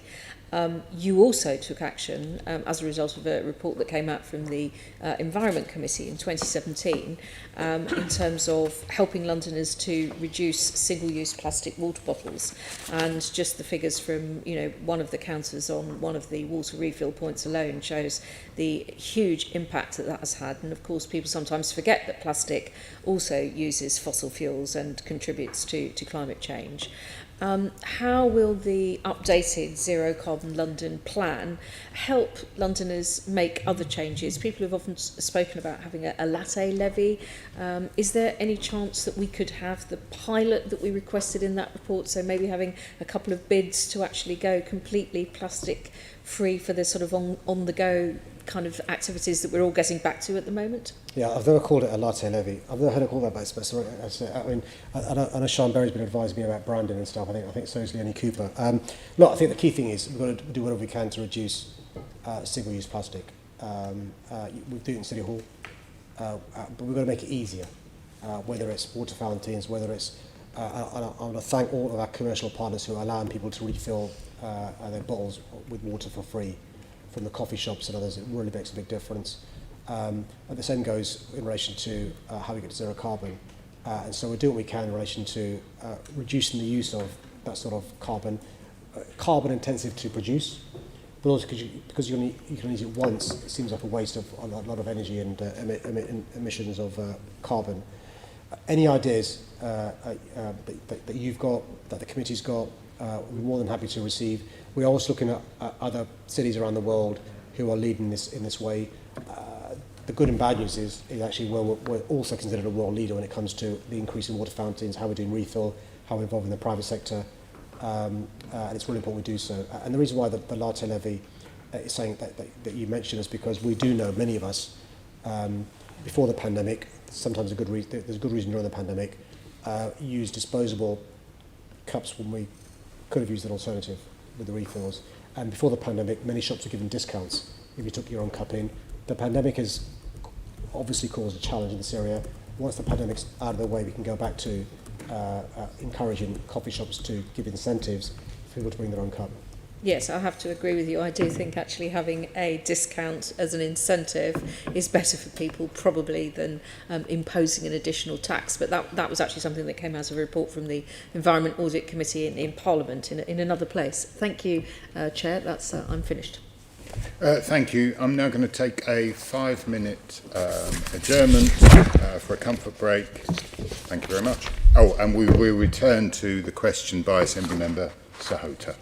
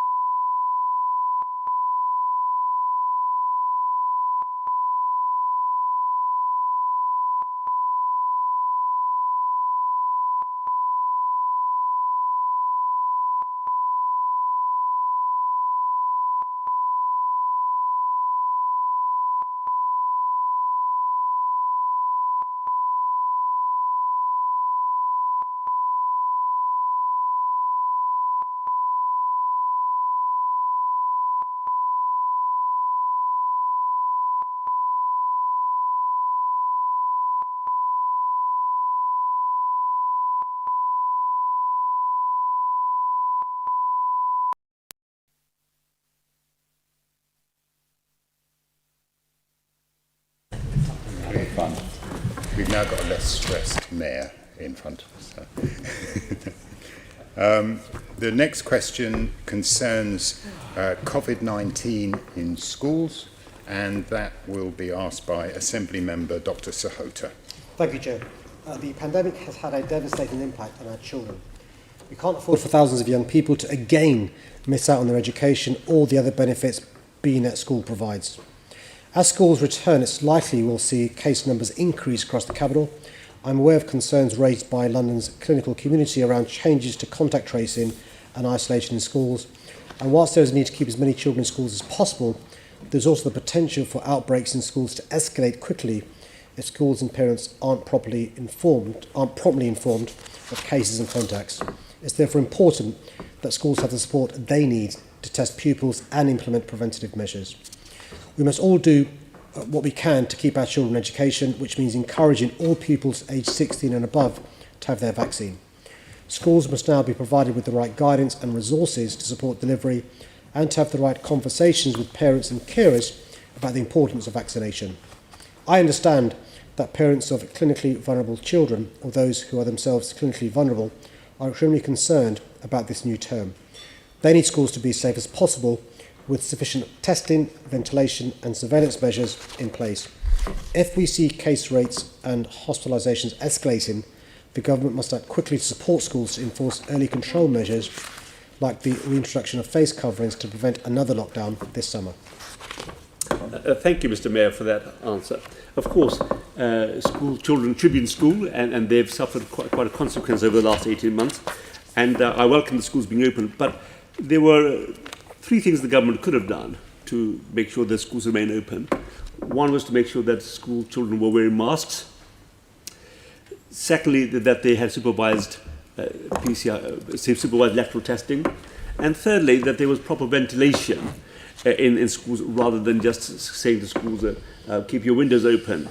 And so these are the three measures which the government has dilly-dallied on and has not given clear guidance on.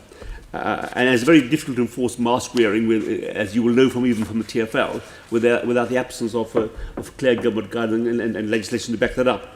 But what are you doing to lobby the government to make sure that there is still proper funding and ventilation in schools, which will be a great factor, particularly in the absence of compulsory wearing of masks?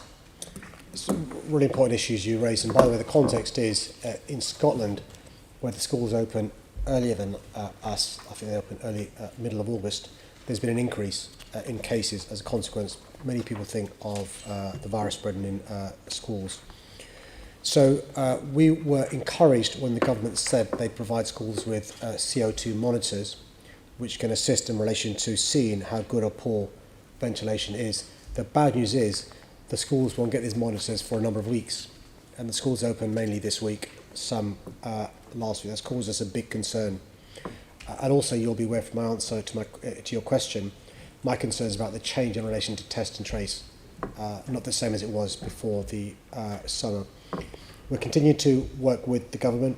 I meet with Public Health England and the NHS and other partners regularly, including London leaders and representatives from government.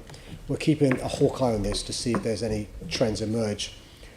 It may be a couple of weeks before we see the reopening impact as well. You'll have seen speculation in the media about the October half term acting as a natural circuit breaker. But we are keeping an eye on this in relation to the issues I raised. And as I said to you, if there's any hint of an increase in numbers that causes concern, we'll have to think about what other measures we should take. And of course, this winter could be quite a crisis, that the rates are going up. The school children could become a vector for transmission, particularly to multi-generation households. School children will not have been properly vaccinated or will not have been fully vaccinated. We will also have seen pressure already building up in primary care and in hospitals. So, and the flu virus will also be up and increase, because what held on last time was social isolation, rather than anything else. So we have all these ingredients for a NHS being even more bigger crisis than it already is. And what sort of discussion are you having with the NHS, with the government ministers and the London boroughs to say that we are well prepared for a a total crisis in the NHS, and what can we do to avert it? But even though I've got no direct control of the NHS, I'm in regular contact with them, and I'm in awe of how they've responded to this pandemic. You mentioned vaccines. I can give you the latest numbers on the vaccines take up. 86% of those above the age of 40 have now had both doses, 90% have had at least one, and those between 18 and 39, 3/4 have had the first dose and 61 have had both, and that's because the NHS working incredibly hard getting the doses out. We are worried though, you'll be aware from the work you do as a doctor, the impact in autumn of respiratory illnesses and how that can have a big problem. And this year, hopefully and thankfully, we won't have the lockdown we had last year. That means there could be an increase in infectious diseases. Think of bronchitis, pneumonia and so forth. And so the combination of a potential increase in COVID, but almost certainly an increase in non-COVID illnesses, plus the backlog, causes some concern. And that's why it's important for the backlog of non-COVID illnesses to be addressed, but also to keep an eye on hospital numbers with COVID cases, because the NHS needs to have the headroom to do with non-COVID cases this autumn and winter. And so I speak, as I said to you, regularly to the NHS, Public Health England and others, because we've got to keep an eye on that. What we can't afford to happen is the NHS being overwhelmed. If you remember, during the first lockdown, one of the things we were seeking to do is to protect the NHS. The NHS is thankfully now got headroom. That headroom needs to be maintained as we enter winter. And of course, just finally, that we'll be having the booster vaccines coming along, making sure people taking it. I know that we at the beginning, in the last time, we had a problem with getting enough supplies for London, right? Are you confident that we have enough supplies being available to London to make sure that we can get the third vaccines given to all people who are eligible for it? Yeah, I just make this point. It's just a reminder that we've got a younger population than other parts of the country. And the other parts of the country, in proportionate terms, get more of a supply because they've got an older population. With the booster jab, we're trying to obviously do it at the same time as the flu jab. We're not quite sure we can time that. We're trying to time that together. The booster jab you take at least 6 months after your second jab. And so we are trying to ensure we get the right number of booster jabs, of course flu jabs. But just word of warning, because we've got an older population who may lead, and so fewer people in proportionate terms need the booster than other parts of the country. Don't be surprised if there's initially a better lumpiness with the supply going elsewhere. The good news is the Vaccines Minister, who I think has been fantastic, understands that, and working closely with Nadeem Zahawi, we'll try and make sure that we get the booster jabs where they're needed the most. Thank you, Mr. Mayor. Thank you. The next question concerns the congestion charge consultation in the name of Assembly Member Prince. Thank you, Chair. TfL's consultations are subject to rigorous pre-launch scrutiny and are planned and delivered according to best practice standards. As the Assembly knows, in accordance with the conditions of the Government's first emergency funding agreement, TfL urgently brought forward proposals in June 2020 to temporarily, and I quote, widen the scope and level of the congestion charge, end quote. To abide by the Government funding agreement, the operational hours of the charge were extended to include evenings and weekends, and the charge was increased from £11.50 to £15. On the 28th of July this year, TfL opened a consultation seeking views on the future operation of the congestion charge. The main proposals include returning to the previous scheme of no charges in the evenings, having no charge at the weekends except between 12 p.m. and 6 p.m, reinstating the 90% discount for all residents within the zone, and retaining the current charge level of £15. These proposals are intended to strike a balance between ensuring the congestion charge scheme remains effective in managing traffic and congestion in central London in support of the long-term objectives set out in the Mayor's Transport Strategy, and supporting London's recovery, in particular London's culture, hospitality and nighttime businesses. Helping London to recover from the impacts of the pandemic is a top priority for me, and I'm determined that our city's recovery will be a green and sustainable one, and this consultation is part of that effort. The C-Charge consultation material includes an integrated impact assessment undertaken by independent consultants. As part of this assessment, over 100 stakeholders were invited to take part in workshops on the themes of equality, environment, health and business. In addition to asking questions on the main proposals, the consultation contains open questions inviting respondents to feedback their comments including any positive or negative impacts they think the proposals might have and suggested mitigations. All views will be taken on board, and TfL will produce a summary of the issues raised and its responses as part of the final consultation report.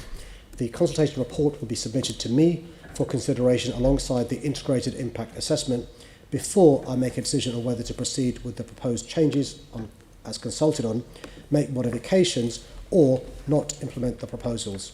As with all consultations conducted by TfL, this is a totally open process. The report submitted to me and my final decision will be published. Thank you, Mr. Mayor. That's very helpful. I would say that having looked at the consultation myself, that many of the questions aren't very flexible and actually try to lead people to answer a question based on your vision rather than their opinion on what's being proposed. But you're quite right, there are some very open questions which do enable people to actually ask outright questions or questions which are not dealt with in the consultation. But if you were someone who really felt that making no major changes until the 28th of February, that's a full 7 months after the launch of the consultation, is unreasonable. How would they make that clear? How can they really get that message across to you, Mr. Mayor? Sorry, if somebody wants to bring it in soon, bring the changes in sooner, you mean? Yes. Well, we're not able to do most of the changes until then because of the legal requirements of plans, pre-consultation engagement, the engagement, then being considered, and then being published. And so just think about the challenges there'd be if we had inadequate consultation. You'll be aware someone who supported some challenges criticising our consultation on previous schemes. But when you look at previous consultations on the congestion charge, I've looked at the two that Boris Johnson did when he increased the congestion charge twice, or the one done by Ken Livingstone when he increased it as well. Our process is better and more wide-ranging than previous consultations to take on board people's schemes, but there's place for people to make comments in relation to the document if they want me to bring it forward.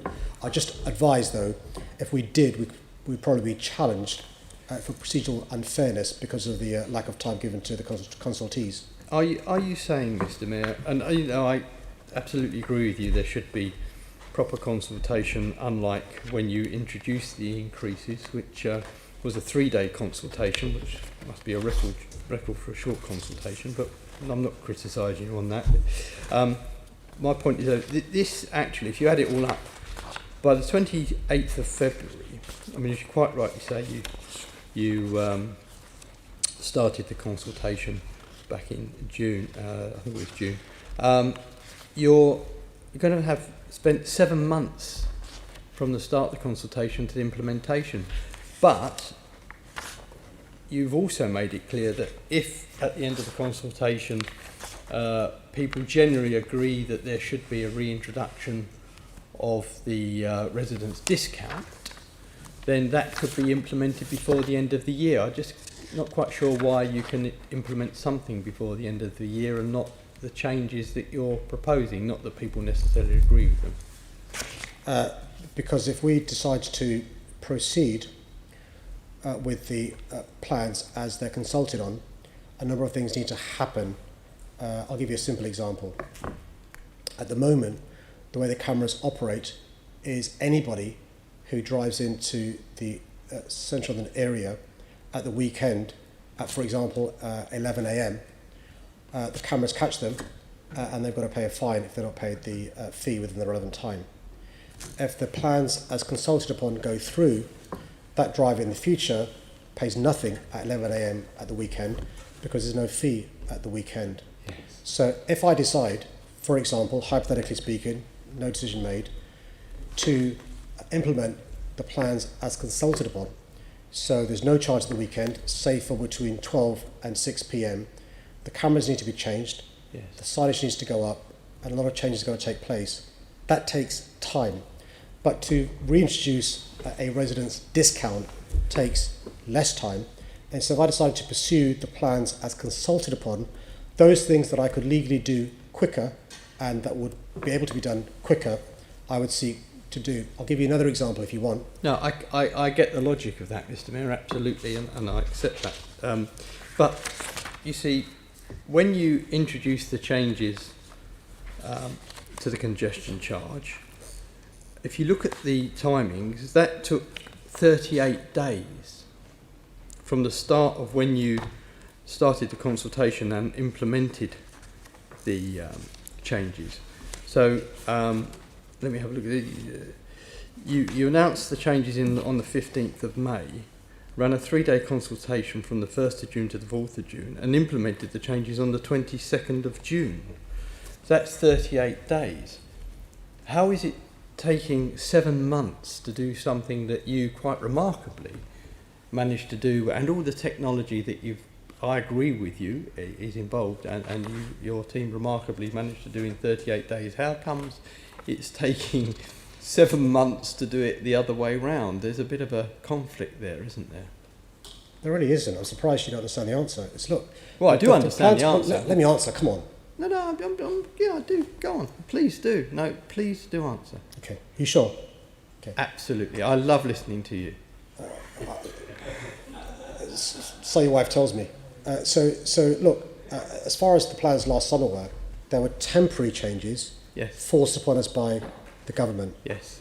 In relation to permanent changes, there are certain loops, rightly so, we've got to go through to consult if they're going to be permanent changes. Yes. Now, you have previously supported legal challenges of TfL where you've argued that proper consultation has not taken place. Now it appears you're criticising a proper consultation on a permanent change. And by the way, the same applies in relation to temporary active travel versus permanent changes made to active travel. Let me make it clear. Maybe it's me, and so quite often it is. I'm not challenging the consultation. I'm welcoming the consultation, although I think it could be done better, but I would say that, wouldn't I? What I'm challenging, Mr. Mayor, is your argument that it's the technology that will take time. Now, I understand the argument around the technology, and that, of course, you've got to make the technological adjustments to the cameras, but the bottom line is that those technological changes were able to be made within 38 days when you changed and put the fare up, or put the fee up and lengthened the time. But you're saying now that you couldn't do the same thing in reverse in 38 days. That can't be right, can it? I mean, you're good at maths, aren't you? Well, I think you're misunderstanding the timelines between the consultation beginning at the end of July and the scheme, if it's decided to proceed in February. There's going to be a consultation period of, I think, more than 10 weeks where no works are done for obvious reasons. That period ends. We then look at the responses to the consultation. A recommendation is then made. That then comes to me. I consider the recommendation and the response to the consultation. I then make my decision. That decision is then actioned. The action of that decision may well take 38 days once I decide to do so. Some of it may take longer. But if you're suggesting we can compress the period, for example, to have a shorter consultation, then I disagree with that. I think it's important to consult properly. Where I can bring in things sooner, expeditiously, once all the due process has taken place properly, I want to do so. And one example you've given, I can give you others, is in relation to giving residents the discount that we're consulting and giving them. So let's make that the ask then, shall we, Mr. Mayor? Because I believe what you've just said, it was genuine, that if at the end of the 10-week consultation you find that everything is in order and that people agree broadly with what you're proposing, would you give the commitment that if it could be done sooner, that you would bring in the changes sooner, Mr. Mayor? Chair, we already have. I think there's a misunderstanding in relation to not understanding my answer. So the process doesn't end of consulting until the 6th of October. Yeah. If, for example, TfL were to consider the responses in a week, you'd be the first criticising them but for not giving sufficient time for TfL to consider the responses. Yeah, but it wouldn't take them long to consider the... So let's say that's October. And so let's say by the end of October they've done all the consideration. You've done all the things you need to do to satisfy yourself. We're still in October. That means you've got 2, 3, 4 months to make the changes. And we know that the changes can be done within 38 days. So surely you could give London a wonderful Christmas present, Mr. Mayor, by giving them the reduction sooner. Well, Chair... well, just agree to consider it and look at it. Chair, I've already said we're going as fast as we possibly can, following the process used in the past, but improving upon those as well. I've also been quite clear, those things that I can bring in sooner, I will do so. I can give examples of those if he'll allow me to do so, but every time I try, I'm interrupted. No, because I understand the point you're making. I'm just saying that evidence shows that these changes, these technological changes, and that's all we're talking about, Mr. Mayor, the technological changes could be made a lot sooner than what is being proposed, and that if you were to make the decision as soon as you could, sometime this year, in reality, you could probably give Londoners the Christmas present of changing the congestion charge to be more encouraging. And wouldn't that be great, Mr. Mayor, if we could have a position by Christmas that the businesses in London and all the hospitality in London would have the benefits that you've just underlined yourself of Chair, having the congestion charge changed to benefit these organisations and businesses? Chair, it's really going to help in relation to future challenges of TfL. What would be really helpful, Chair, is if the member could set out how many days is reasonable for the TfL to consider responses in the consultation. That's the first question I'd like the answer to. And secondly, how many days is reasonable for me to consider the response to the consultation recommendation from TfL? Let me. No, come on, that'd be really helpful. That'll help a future unsuccessful JR challenge. First of all, it is Mayor's question time and not Keith Prince's question time. Although I'd love it to be, because I'd then be the Mayor of London. But the question, let me put that back to you. Would you be kind enough, Mr. Mayor, to actually detail what you think those time frames are yourself? We already have, but I can send him again the consultation process, which explains this. But not just the consultation, but the time that you need, Mr. Mayor, to think about it, and you might want to consider, Mr. Mayor, because it's not an aggressive question. You might want to consider if you yourself could shorten some of the timescales involved, especially around your decision making, so that you could give Londoners a Christmas present. Well, Chair, he would be the first person criticising me if I turned around a detailed report done by TfL in the space of half an hour. He understands that TfL will take weeks to consider the responses over a 10-week period. Right. And if they don't consider properly the responses given, he'll criticise them, and I suspect will join a judicial review challenge of TfL. Unfortunately, I'm out of time, Mr. Mayor, but you did manage to do it on the way in. I just can't see why you can't do it on the way out. Thank you. Assembly Member Devonish. Mr. Mayor, can I make a very short point on this because of time? And this is just to do with the lapsed user, the closure of the residence discount for lapsed users. And I wanted to read the words of a resident, one of the many residents that's written to me about this, Mrs. Leslie Giltz. And she said to me, I had my congestion charge payment on auto pay. I walk to work and don't drive much at the best of times, let alone during lockdown, and therefore I was not accessing my online account. As soon as I discovered that my discount had not been renewed, I have been trying to rectify it. I wrote to TfL and received a letter back denying my request. Do you accept that people like Mrs. Giltz have really had difficulty and hardship because of this? And will you commit, forget the argument you said with Assembly Member Prince, will you commit as soon as possible to allow those that have always lived within the zone and simply miss the paperwork electronically to receive again their discount, please? Yeah, Chair, why doesn't the member email my office and we'll look into that casework? Thank you, Mr. Mayor. Thank you. The next question concerns hate crime on the public transport network in the name of Assembly Member Pigeon. Thank you, Chair. This is an issue that I take extremely seriously. I simply will not accept this form of hate or abuse in London.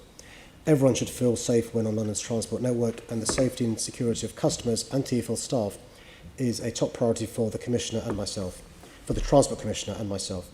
More than 2,500 police and community support officers patrol the TfL network, keeping it safe and providing reassurance to Londoners. With the support of our policing partners, the British Transport Police, the Met Police Service and the City of London Police, my Office for Policing and Crime, TfL, and myself are committed to stamping out any form of hate crime on the transport network. Together we're ensuring efforts to tackle hate crime on public transport match those to tackle wider hate crime across London. On TfL's network, the police are prioritising investigating hate crime reports, including video evidence of incidents reported on social media. In June, TfL launched Hands Up, a new campaign aimed at raising awareness of hate crime, encouraging reporting and reassuring customers and staff that all incidents are treated seriously. This campaign was developed by working with community groups and frontline staff. Through outreach events, TfL has further raised hate crime awareness and has provided support to victims. As part of this, all the enforcement officers working on the TfL network have undergone hate crime awareness training. The training is also available to all TfL staff, with over 500 in total having taken it up so far. From next year, bus driver training will also include modules specifically on how to respond to hate crime, which will be developed in collaboration with community groups. TfL provides direct support to frontline staff who've experienced hate crime and has a dedicated team working on how to prevent workplace violence and aggression, including rolling out body-worn video and ensuring customers are aware that TfL push for the strongest penalties against offenders. This is a matter on which we all need to stand united, providing complete clarity that no form of hatred will be accepted on the transport network or else in London. And can I just, Chair, thank the member for raising awareness of this important issue. Thank you for your answer, and I'm particularly pleased to hear about the bus driver training. London is known as a welcoming and diverse city, but we want London to remain so. So we've got to urgently tackle the increasing levels of hate crime. In June, I witnessed firsthand a man verbally abuse my friend and colleague Councillor Sadiq Khan when we were travelling on the tube together. And when I initially reported this crime, I found British Transport Police to be swift and informative, but this didn't really last, and the process of getting a statement and so on was slow and not well managed. And it was clear that this was an issue of resources, nothing to do with the dedicated officers who were involved. But I worry that such experiences could put people off reporting such hate crimes. So what are you doing with both British Transport Police and the Met Police to have what are you doing to make sure they have the practical resources they need to deal effectively and swiftly with reports of hate crime, particularly given your current campaign? Well, I'm sorry to share the experience of your friend and colleague when she did the right thing and reported a hate crime. I'll make sure I pass on that experience to the CPS, because obviously it's a whole criminal justice system issue you're raising.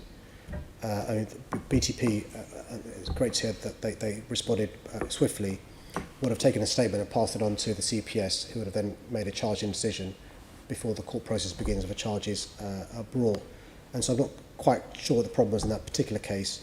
But if somebody's taken the brave step to make a complaint and it doesn't lead to anywhere, or the response is like you suggest, not just are they less likely to come forward next time, but they'll tell their friends and family and so forth, and that ripple effect is not good for anybody. So I'm happy to speak to the member and see what needs to be done, but I wouldn't want to give the impression it's due to lack of commitment from either the police service, CPS or others, but clearly something went wrong in that case. I think it's at the resources. I worry about the actual number of people if we're seeing this increase. But I was also contacted just last week by a Londoner who was a victim of the most appalling homophobic abuse on a London bus.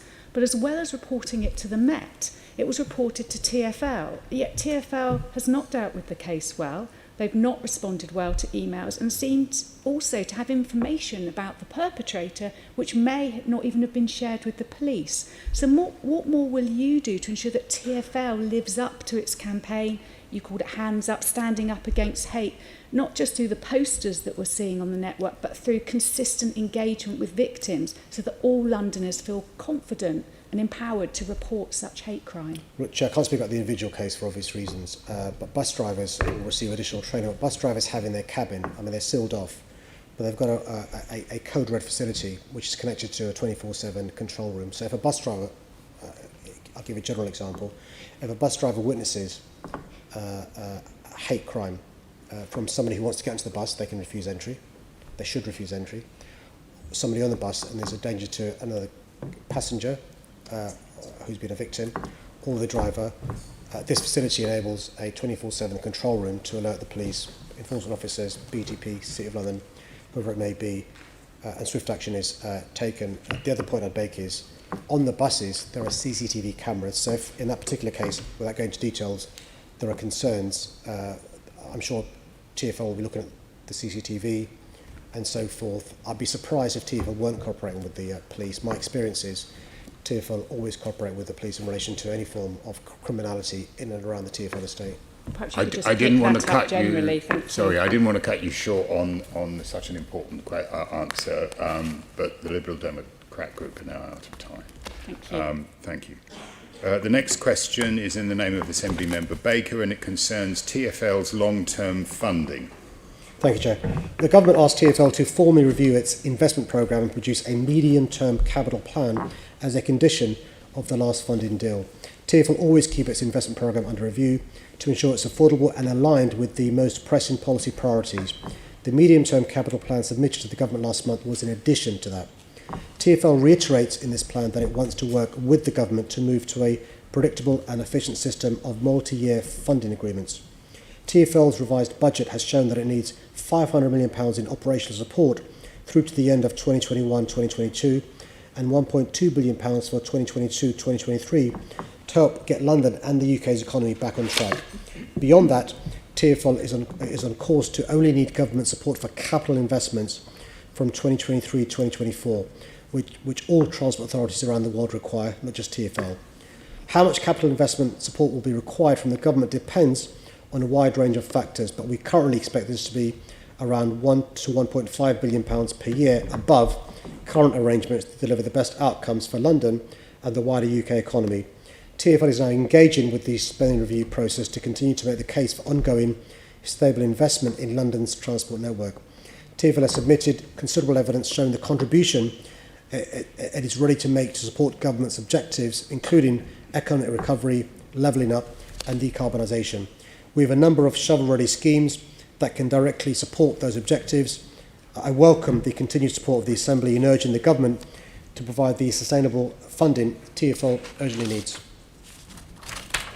Thank you, Mr Mayor. I'd like to follow up with some questions about the bus network, please. As part of their financial sustainability plan, TfL has proposed a 4% reduction in the kilometres operated by the bus network in 2024-25. Is the government putting you under pressure to make further reductions for purely financial reasons? Not yet, but the concern is the review they've asked for and a transport plenary. You raised really important points to the Commissioner about the fact that it's been done in September rather than some time, and that snapshot impacting future decisions in relation to funding. One of the things that the Commissioner and I are trying to say to the Government is taking a snapshot of journey times now to make decisions that could be permanent is not the smart thing to do. In relation to the 4% reduction that you mentioned, we think that can be met without affecting experience if it's done in the centre, because in the centre of London, you'll be where there are really good alternatives, walking, cycling being good examples, Crossrail reopening, but in outer London, the alternative is the car. And that's why we're trying to encourage the Government not to require us to reduce bus provision based upon a snapshot which doesn't do justice to travel patterns in our city. Thank you. And following up on that, research by the Transport Research Laboratory shows that a 10% reduction in bus frequencies would mean a 7% loss in passengers in the longer term. Are you concerned that any additional reduction would lead to a loss of passengers, loss of revenue, and with a knock-on effect on the future of our city and the working social lives of Londoners? Spot on. I mean, look, we've seen across the country the consequences of poor bus provision in terms of service, but also fares. In London, you can get a bus for £1.55. Within an hour, you can use as many bus travels as you want. And that's encouraged people to use buses when the alternative, particularly in outer London, would be the car. And that's why in London, what you're not seeing is a massive drop in bus passenger usage. You're seeing in other parts of the country. And here's the reason why your question is so important. Bus usage not only leads to more revenues for TfL, it helps the environment, less carbon emissions. So you're contributing towards our economy, but also our carbon emission challenges.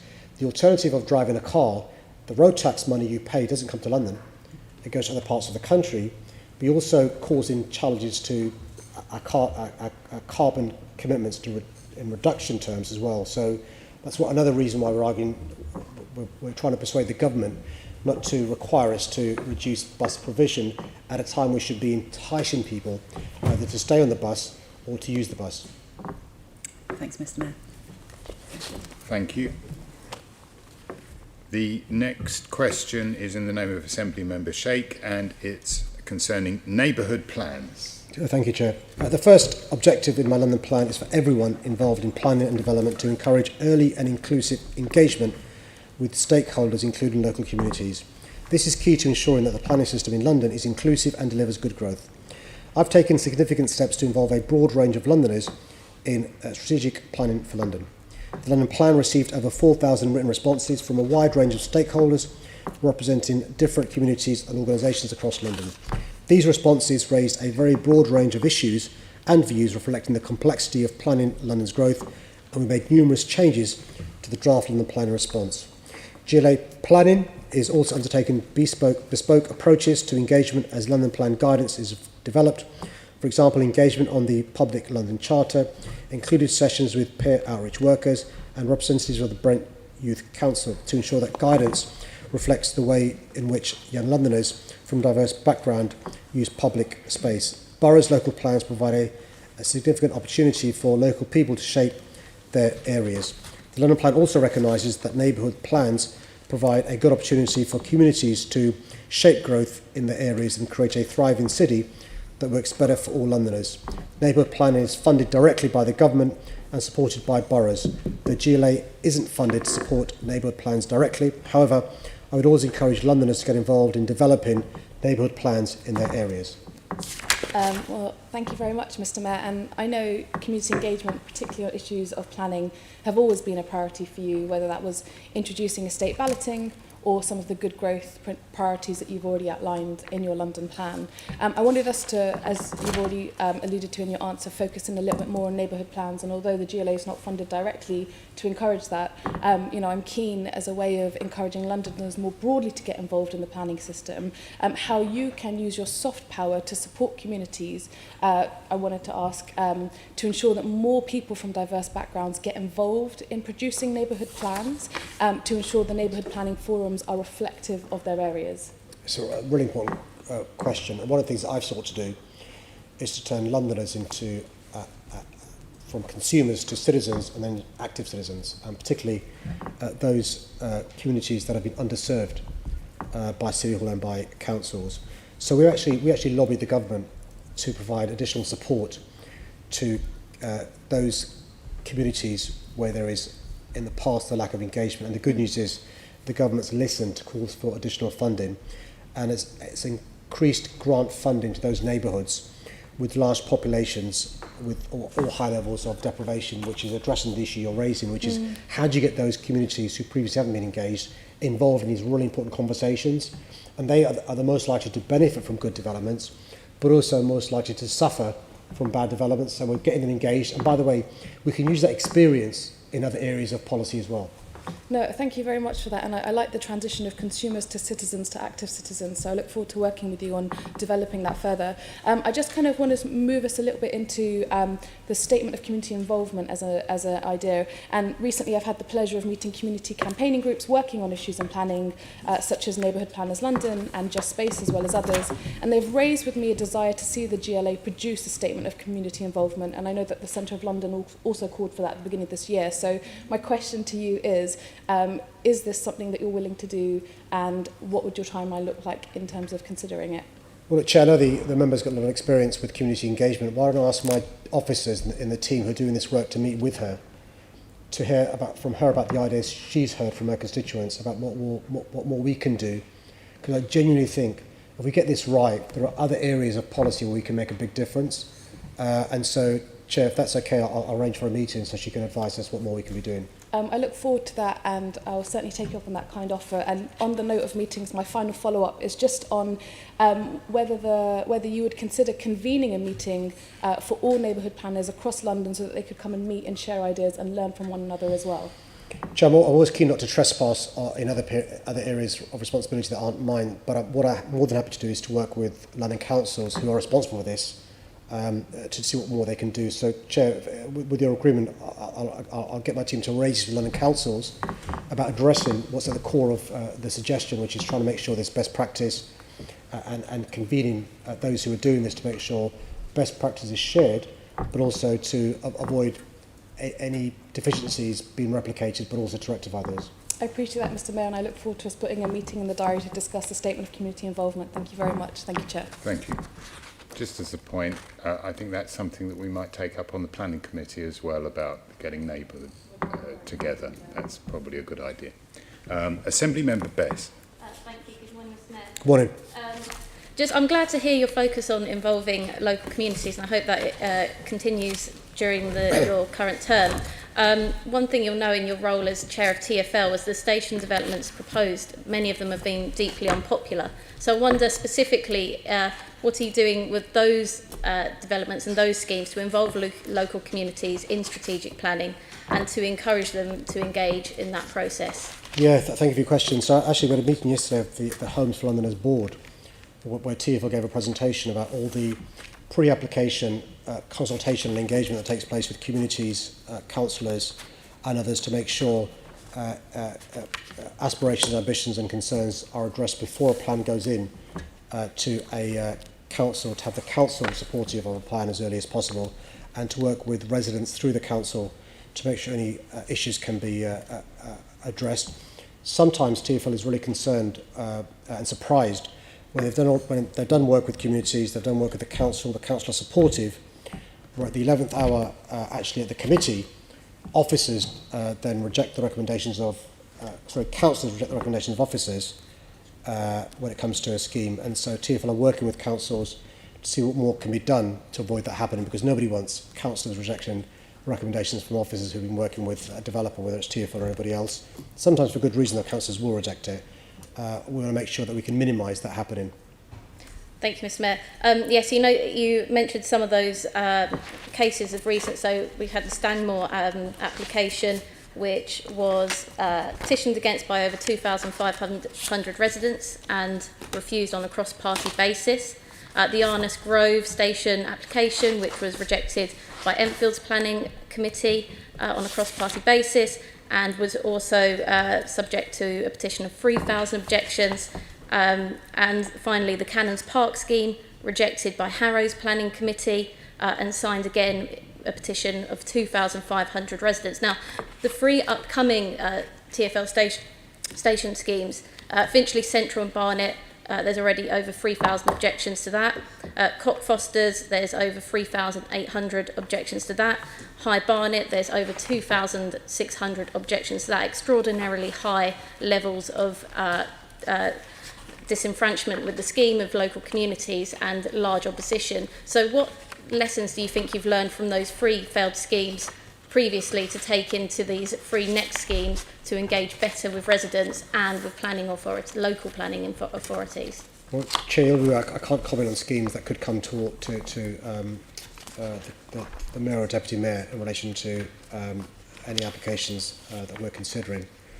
But in general terms, TfL is, like all good organisations in London, a learning organisation. If there are lessons to be learnt in relation to engagement and consultation, working with councils, they're always happy to learn from those experiences. And I'm sure, without mentioning any particular scheme, any scheme where there are lessons that can be learnt from TfL, they'll learn. Thanks, Mayor. And I do find that an interesting comment, because in a response to Andrew Boff, Assembly Member Mayor's question he put to you, you said, because I'm chair of TfL in the interests of transparency, I do not consider any TfL referable planning applications. These all go to Deputy Mayor Jules Pipe. And so I understand your point that you just said you wouldn't comment on applications to either the Mayor or the Deputy Mayor. However, as the chair of TfL, I do think there's a very separate hat that you're wearing here, and it is incumbent on you to comment on these schemes, because these are your schemes ultimately that are being put forward. And I would put it to you that off the basis of that quote, we certainly can talk about these schemes and talk about how they're affecting local communities and what you can do to improve those specific schemes. Well, Chair, members can talk about whatever they like, but I decide what I talk about. And when I've got a quasi-judicial function and the Deputy Mayor makes a decision and there's a perception of bias or prejudging, I'm quite clear about my responsibilities. So I'm quite clear on my views on this. Okay. I think there's some clear reasoning as to why you can, and I hope that you do accept how unpopular these schemes have been and how worried local people are, and I do hope that you take that on board with your hat on as Chair of TfL. Thank you. Thank you. The next question concerns violence against women and girls, and it's in the name of Assembly Member Hirani. Thank you, Chair. Women and girls have a right to feel safe in London at any time of the day or night, in public or at home. Sadly, this is not the case for too many women. Since becoming Mayor, I've made tackling violence against women and girls one of my top priorities, investing £80 million in support and services. This includes tailored service commissioning for black and minority ethnic women facing abuse, such as through the London Holistic Advocacy Wraparound Service led by Southall Black Sisters, which provides specialist support for women who have no recourse to public funds. Through my refreshed Violence Against Women and Girls strategy, I'll continue to provide those who suffer from domestic abuse with support and work to ensure that migrant victims can access help without fear. I'll work to ensure there are safe and informal spaces for victims from Black, Asian and other minority ethnic backgrounds who need help. MOPAC has regular contact with organisations that advocate for survivors from Black and minority ethnic backgrounds, as well as direct contact with survivors themselves. Our Victims Commissioner recently hosted a series of roundtable discussions to explore the specific challenges faced by Black survivors and those from other minority ethnic backgrounds. Harmful and violent behaviour against women is motivated by misogynistic attitudes, and alongside supporting victims, my refreshed strategy will take a public health approach focusing on prevention. We will promote learning about healthy relationships in schools to help counter unhealthy attitudes and behaviours, and working with partners, we'll look at the impact of intersectional issues that can prevent equal access to justice and support. And I'll continue to lobby to change the law to make sexual harassment a specific criminal offence in public spaces. Consulting with survivors, statutory partners and voluntary and community sector organisations this autumn, we intend to publish the refreshed strategy in early 2022. Thank you, Mr. Mayor. And you recently attended a vigil held in my constituency for Nicole Smallwood and Bieber Henry, who were murdered at Friant Country Park last year after celebrating Bieber's birthday. As we know, 2 police officers attended the scene of the crime and disgraced themselves, and the matter is being dealt with accordingly. But Nicole and Bieber's murders, as well as the horrific recent mass shooting in Plymouth, have brought the issue of young people being radicalised online to the fore. And whilst it's not possible to confirm whether the perpetrator in the case in my constituency was accessing incel material online, there was clearly an issue around misogynistic radicalisation and heavily misogynistic attitudes as well. What extra efforts are you putting into countering online radicalisation with a specific focus on young Londoners who may not be followers of a so-called traditional terrorist ideology? Chair, the question actually raises some really interesting leadership work that's taken place around thought, thinking about the links between attitudes of misogyny and being radicalised in terrorist acts as well. And there's a really good piece of work by John Smith and many others, which draw a link between misogyny and those who become radicalised and become terrorists. And so your question is really important, not just for the obvious reasons in relation to incels and those who hate women, but also how that can also affect other areas of violent extremism and violent hatred as well. And that's one of the reasons why we're restructuring some of the work in relation to violence against women and girls, the work we're doing around the Shared Endeavour Fund and so forth as well. And so we do need to listen to it and look into the thought leadership provided by others to see what we can do. And it's an early age, you've got to really try and make sure that boys and girls are educated in relation to healthy relationships, attitudes towards other sexes, and how they should behave. because those attitudes can sometimes, get worse when you become an adult. But also those attitudes can lead to the way girls behave changing in response to sexism they experience in the classroom and the playground, from the shoes they wear, the clothes they wear, the places they go to, carrying on when they become women as well. And so I'm really keen to make sure we start in the classroom, we start early, as well as other things we've got to do in relation to public realm, silent out crime, better reflection of gender in the police service, judiciary, so forth, as well as the role of the media in relation to the responsibility they have in these issues as well. Thank you. Thank you. In the interest of time, I think we'll move on to the next. Thank you. Where are we? Oh, yes. The next item, and the next question in the name of Assembly Member Garrett has been withdrawn, but will receive a written response. Also at this point, I think it would be wise for me to just say, will the Assembly agree to suspend Standing Order 2.9b in accordance with the provisions of Standing Order 1.1h in order to allow the remaining business on the agenda to be completed? Agreed. Agreed, thank you. Turned a page, so I'm going to lose where I am. And the next question is in the name of Assembly Member Clark, and it concerns fair service charges. Thank you. For many Londoners, service charges can be a significant part of their housing costs, and it's vital that housing providers maintain their service charges at an affordable level so that homes remain affordable overall. The Assembly will be aware that I have no direct responsibility for service charges or the regulation of housing providers. While only government holds the powers to undertake the statutory reforms needed for leaseholders, I have ended ground rent on residential premises where the GLA is the landlord and worked with shared ownership housing providers to commit to affordability principles for service charges. I continue to advocate strongly to the government that leaseholders should in no circumstances have to pay for charges for remedial or interim measures related to building safety.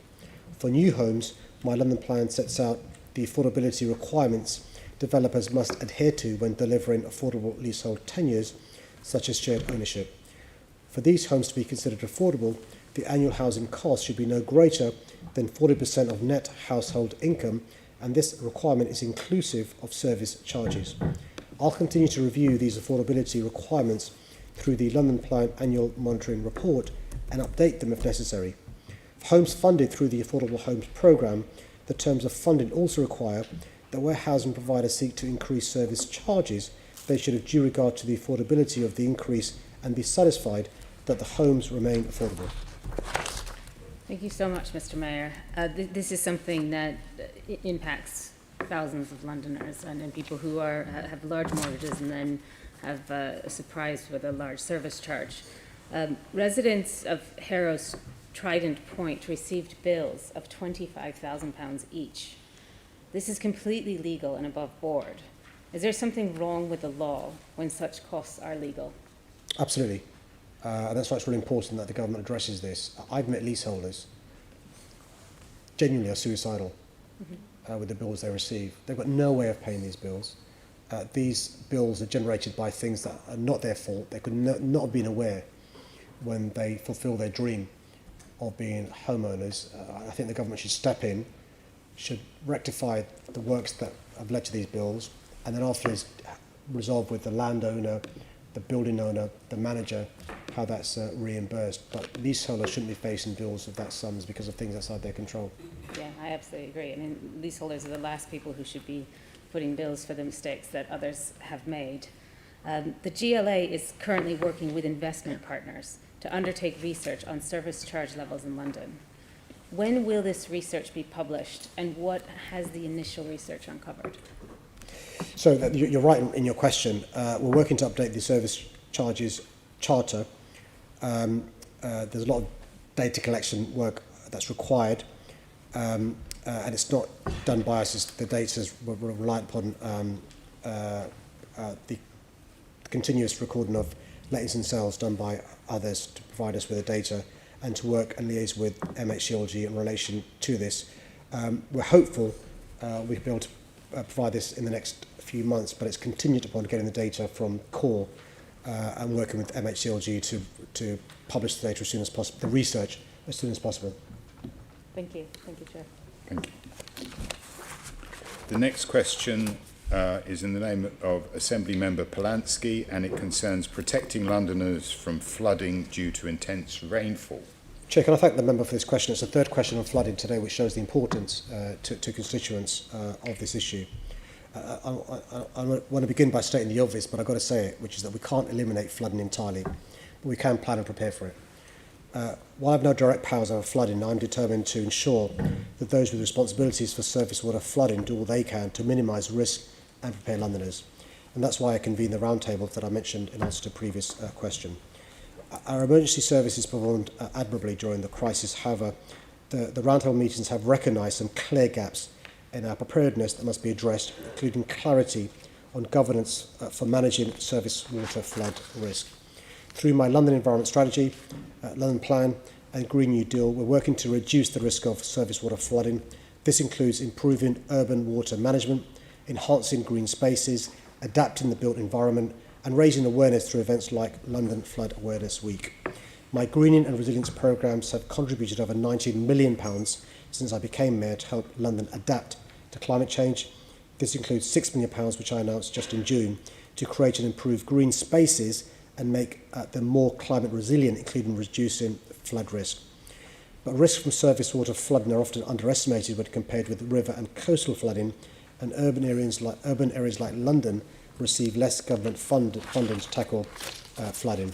That's why I've written to George Eustace calling for stronger leadership and clearer governance on surface water flooding. This should include funding to improve the evidence base so surface water flooding measures can be targeted, and to fund London boroughs, who are the lead local flood authorities. I've also called for more funding for the maintenance of flood and drainage assets to prevent and clear blockages, and asked DEFRA to examine how early warning systems could improve flood information for emergency responders and the public. Thank you, and thank you for the severity that you're treating this with. Londoners are very concerned about these floods. We've all seen deadly floods both in New York City, across Europe, and those same weather systems caused the floods in Germany that happened here in London. So this is a serious problem. And indeed on the tubes we've seen more flooding than in recent memory. Now I've seen in your Mayor's report that you're talking about a warning system, and you're discussing that with the Environment Agency and also with boroughs. I applaud a stronger and faster warning system. I don't know if you're aware, but currently the government's warning system excludes people unless they have a 4G or 5G phone. Now, this obviously excludes lots of Londoners. How can you ensure that warning systems include everyone and don't exclude disadvantaged people or people who don't own a phone? Yeah, you know this because of your work across London, but there's a large amount of digital poverty in relation to people's lack of access in terms of the wrong equipment, the lack of the connection. You talk about 4G, 5G, but also the lack of knowing how to use the equipment. So that's one of the reasons why the conversation with the governments aren't simply about having an early warning system that actually is operative and works, but so it's fully comprehensive. And again, Chair, the offer I made to his colleague, I begged him any expertise, advice he's got, we're more than happy to listen to and to pass it on to DEFRA as well. I really appreciate that. With that, the letter that you've sent to George Eustace, would it be possible to share a copy of that too so we know where you're at? Chair, I'm happy to share on a private basis. What I don't want to do is to make public, because it's a breach of courtessy, and so as long as the member agrees to keep it between us, I've got no issues in relation to sharing that, but if you would just respect it's just bad manners. Thank you. Now, 45% of London homes don't have contents insurance. Now, the insurance industry say this is a lot of private renters and also people on low incomes. This is obviously a really serious issue when we're looking at flooding. What can you do to make people aware that they should get themselves protected, and even more crucially, to help those who just can't afford it? Yeah, I mean, it's one of the issues. I mean, Charlotte and I raised this a number of years ago. One of the reasons why we set up the Flood Awareness Week in 2018 was to just educate Londoners about floods happen, and you need to be prepared for that possibility of it happening. When I was growing up, I'm old enough, Chair, to remember before the Thames Barrier, we talk about flood from the River Thames. Because the barrier is there now, we just don't think about and talk about flood like we used to. And because we haven't got coastal flooding, or the sort of river flood in other parts of the country experience, we've not got the lived experience. So the one or two pieces of good news arising out of the awful flash flooding is more people are aware. But that stat I referred to, the stat of 200,000 homes in London, residential homes, being at risk of flooding, should wake up people, and also commercial owners as well. And so again, the next Flood Awareness Week is coming around the corner. Again, I'm happy, Chair, for my team to liaise with the member about if there's anything missing from that week that we could be, not in a patronising way, educating Londoners about. More than happy to listen to him. We're also, just to reassure you, speaking to colleagues across the globe, I was in a meeting yesterday with mayors on C40 who suffer similar challenges, not just in the southern part of the planet, but northern cities like cities in Germany, New York and so forth as well. I think that global picture is vital. On the subject of what's missing, there's often an education piece missed, and you're right to say not to be patronising, but there's often a map shared by Climate Week in America that conflates sea levels rising with intense rainfall, and now you know they're very different things. Now, people often think because we've got a Thames barrier, we don't need to worry about flooding. Would you update those maps, or at least create a new map that showed more what the specific risk is? Because you talk about those 200,000 homes, but actually I think a lot of those people don't know that their risk is specific to intense rainfall as opposed to the Thames. So a new map with new risks, I think, would be a really positive step. Chair, let me go and look into that. But he's spot on in relation to additional challenges posed by, for example, basement flats, some of the topography of our city, but flooding caused by intensive rainfall in short periods, sometimes a month's worth of rain in 3 hours. So it's very different from coastal floods, river floods that historically we've been used to. And one of the points we're making to DEFRA is their focus has been, understandably, I speak as somebody who experienced as a minister the horrible floods in the lakes in 2009 and the consequences of that. But their focus has been on river flooding, coastal flooding, including the funding going to those areas, and not in relation to urban flooding caused by heavy rainfall, the flash flooding we know about.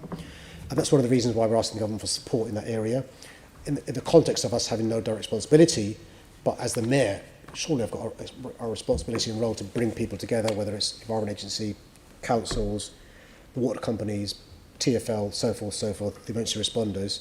And so any assistance he can give lobbying the government is welcome. But let me look into the specific point raised. Can I intervene here? I'm afraid the Green Group is now out of time. Assembly Member Desai. Mr. Mayor, I'm glad that you mentioned the Thames barrier. Now, of course, that's a responsibility of the Environment Agency, which is a government body, and you're quite right to point out this, it doesn't come under you. But I read somewhere, and I will send you more details in case your officers are not aware of it, although I'm sure they are, that if major works are not done to the Thames barrier by 2050, then its role in countering the threats to London's flood defences will be greatly diminished. I'm not sure the technicalities, because I was researched in preparation for this session, but can you tell us, if not now, in due course, the liaison between your office and the Environment Agency, where the discussions are, and just let us know what's going on. I know it's 30 years away, but this things do take time. No, and bear in mind I'll still be the mayor then. It's really important that we... I was working on that assumption. It is an issue that we are concerned about, and I'll make sure that the Deputy Mayor, Shirley Rodriguez, writes to the member to give an update. And I hope to be here in 30 years' time as a Assembly member to hold you to your promise. Hear, hear. Thanks very much. Mr. Mayor, I'm not going to make a big thing about this, but you did offer to share a letter with Assembly Member Polanski on a personal basis. Perhaps that's something we can revisit offline from this meeting about the principles that establishes. Yeah, Chair, and also I'm happy to, I want to share as much with the Assembly as I can, and I'd really be keen to have, if there's a way of doing it so other members, because obviously we don't want to publicise correspondence. I certainly will not publish letters from them. Yes. But the ownership is my letter, but as long as it's not made public, I'm more than happy to work with the Assembly. Thank you for that. So, but we'll do that offline. The next question is in the name of Assembly Member Devonish, and it concerns zero-emission vehicles. Chair, I know the shortage of time. I'm happy to answer the question in a short way to give them time to ask supplementaries. That's okay. I'm proud that London's leading the way on electric vehicles, and now is over a third of the UK's charge points, and I applaud those in the private sector who are matching our ambition. We've increased the number of buses and taxi fleets that are now electric. We're providing support to help businesses shift to zero emissions through the Mayor's Air Quality Funds, and have delivered over 300 rapid charge points, including rapid hubs, and we're developing an electric vehicle infrastructure strategy with the private sector to meet London's needs. This has been set out in my environment strategy with the ambition for all vehicles in London to be zero emission by 2050, with milestones along the way to achieve this, including all cars in the GLA group support fleets being zero emission by 2025. But as I've been clear, in my second term I want to be even more ambitious and achieve net zero by 2030. My officers are working with the functional bodies to accelerate the targets set out in my environment strategy and ensure that GLA group fleets are fully zero emission in the shortest possible time. This will require government support, but will help create jobs and investment across the country. I expect the GLA group to lead by example, and we're making huge progress. The vast majority of the LFB, London Fire Brigade, Met Police Service and TfL fleets will be ULEZ compliant when the ULEZ expands next month, with some specialist vehicles receiving sunset periods. Almost all of the LFB's cars are now zero emission capable. More than 50% of police support cars are already zero emission capable. That's over 400 police cars. And TfL are working to electrify their entire fleet with over 550 zero emission buses already and another 400 on order, the largest zero emission bus fleet in Western Europe, and are working with functional bodies to assess electric vehicle charging infrastructure needs. Thank you, Mr. Mayor. In the shortage of time, I appreciate a written answer, but my very short question is, what percentage of the GLA family vans and supply chain partners' vans do you think will be zero emission by May 2024? Chair, I can write with an answer. I suspect I've got some of the detail. We can give an answer for the GLA group. The supply chain is contingent upon their ability to accelerate, and also that there may be some good news from the government in relation to a combination of announcements pre-Glasgow, CSR and the budget, which will accelerate that progress. So with that caveat, I'm more than happy to write the member. Thank you. And the next question is also in the name of Assembly Member Devonish, and it concerns drugs. Chair, at no point have I pledged to decriminalise drugs. However, there is a debate being had on this issue, with the full range of views cutting across the political spectrum. The former Conservative Party leader and Foreign Secretary William Hague has written about the decriminalisation of drugs, as has the Conservative chair of this Assembly, yourself, Chair. It's precisely this range of views that means we need a more robust evidence base to inform practical policy making this important issue. My pledge is to establish a London Drug Commission of independent experts who will examine the effectiveness of our drug laws with a particular focus on cannabis. My officials and I are working on developing the commission, and I'll provide further updates in due course. Drugs are driving violence, damaging Londoners' health and dividing communities. It's time for a fresh, evidence-based look at how best we can reduce the harms that drugs like cannabis cause. The Commission aims to bring together leading figures from the fields of criminal justice, public health, politics, community relations and academia. They'll put together the latest evidence on the effectiveness of our drug laws, as I've said, with a particular focus on cannabis. What they will not do is look at the classification of Class A drugs, which I'm very clear must remain illegal. But where I do want debate, based on the best evidence from both the UK and from across the globe, is on the most effective way to tackle violence, protect communities and reduce harm. This is what the Commission will do, making recommendations that aim to help drive effective and lasting change that addresses violent and drug-related crime, improves public health and helps people recover from addiction. This does not mean being soft on drugs. On the contrary, I'll continue to fully support the Met Police Service in targeting those causing harm to our communities, but it's important that we have an informed debate here to ensure the focus on tackling violence, reducing crime and supporting those in need. London will be safer and healthier if we do so. Thank you. Chair, because of time, I will pass over to my colleague I know has got a question as well. Assembly Member Rogers. Mr. Mayor. With reference to the London Drug Commission, could you explain how the membership of that commission is going to be decided? Chair, we're working on that now. As soon as we've decided on the composition of the membership, I'm more than happy to write to all the Assembly to give them an update. Thank you, but would you agree that it's important to have a diverse range of views on that commission, and will you commit to making sure that there are people on there from both sides of the argument and from across the political spectrum? Well, I've already said in my answer there'll be a diverse ranges of views on there with a different range of backgrounds. It is my commission, so you'll appreciate I'll decide who goes on there. Okay. Thank you, Mr. Mayor. Thank you. Thank you, Mr. Mayor, for your answers. There being no other questions, or anybody want to use the last few seconds of their time? No? I'd like to thank you for answering in the way that you have. Can I ask the Assembly to agree the motion which is set out in the agenda in my name, which is that the Assembly notes the answers to the questions asked? Haven't released you, Mr. Mayor. Sorry, you're free to go. Thank you so much. Thank you, Chair. Under item 5, action taken under delegated authority, this report asks the Assembly to note the recent action taken by myself, the Chair of the Assembly, in accordance with the authority delegated, namely to agree to hold a confirmation hearing in relation to the proposed appointment of Dr. Liz Goodwin, OBE, as Chair of Re London. Do members agree the recommendation as set out in the report? Thank you. The next date of the next meeting of the London Assembly will be the Mayor's Question Time meeting, which will take place at 10 a.m. on Thursday, the 14th of October 2021, in the chamber at City Hall. There is no other urgent business requiring consideration.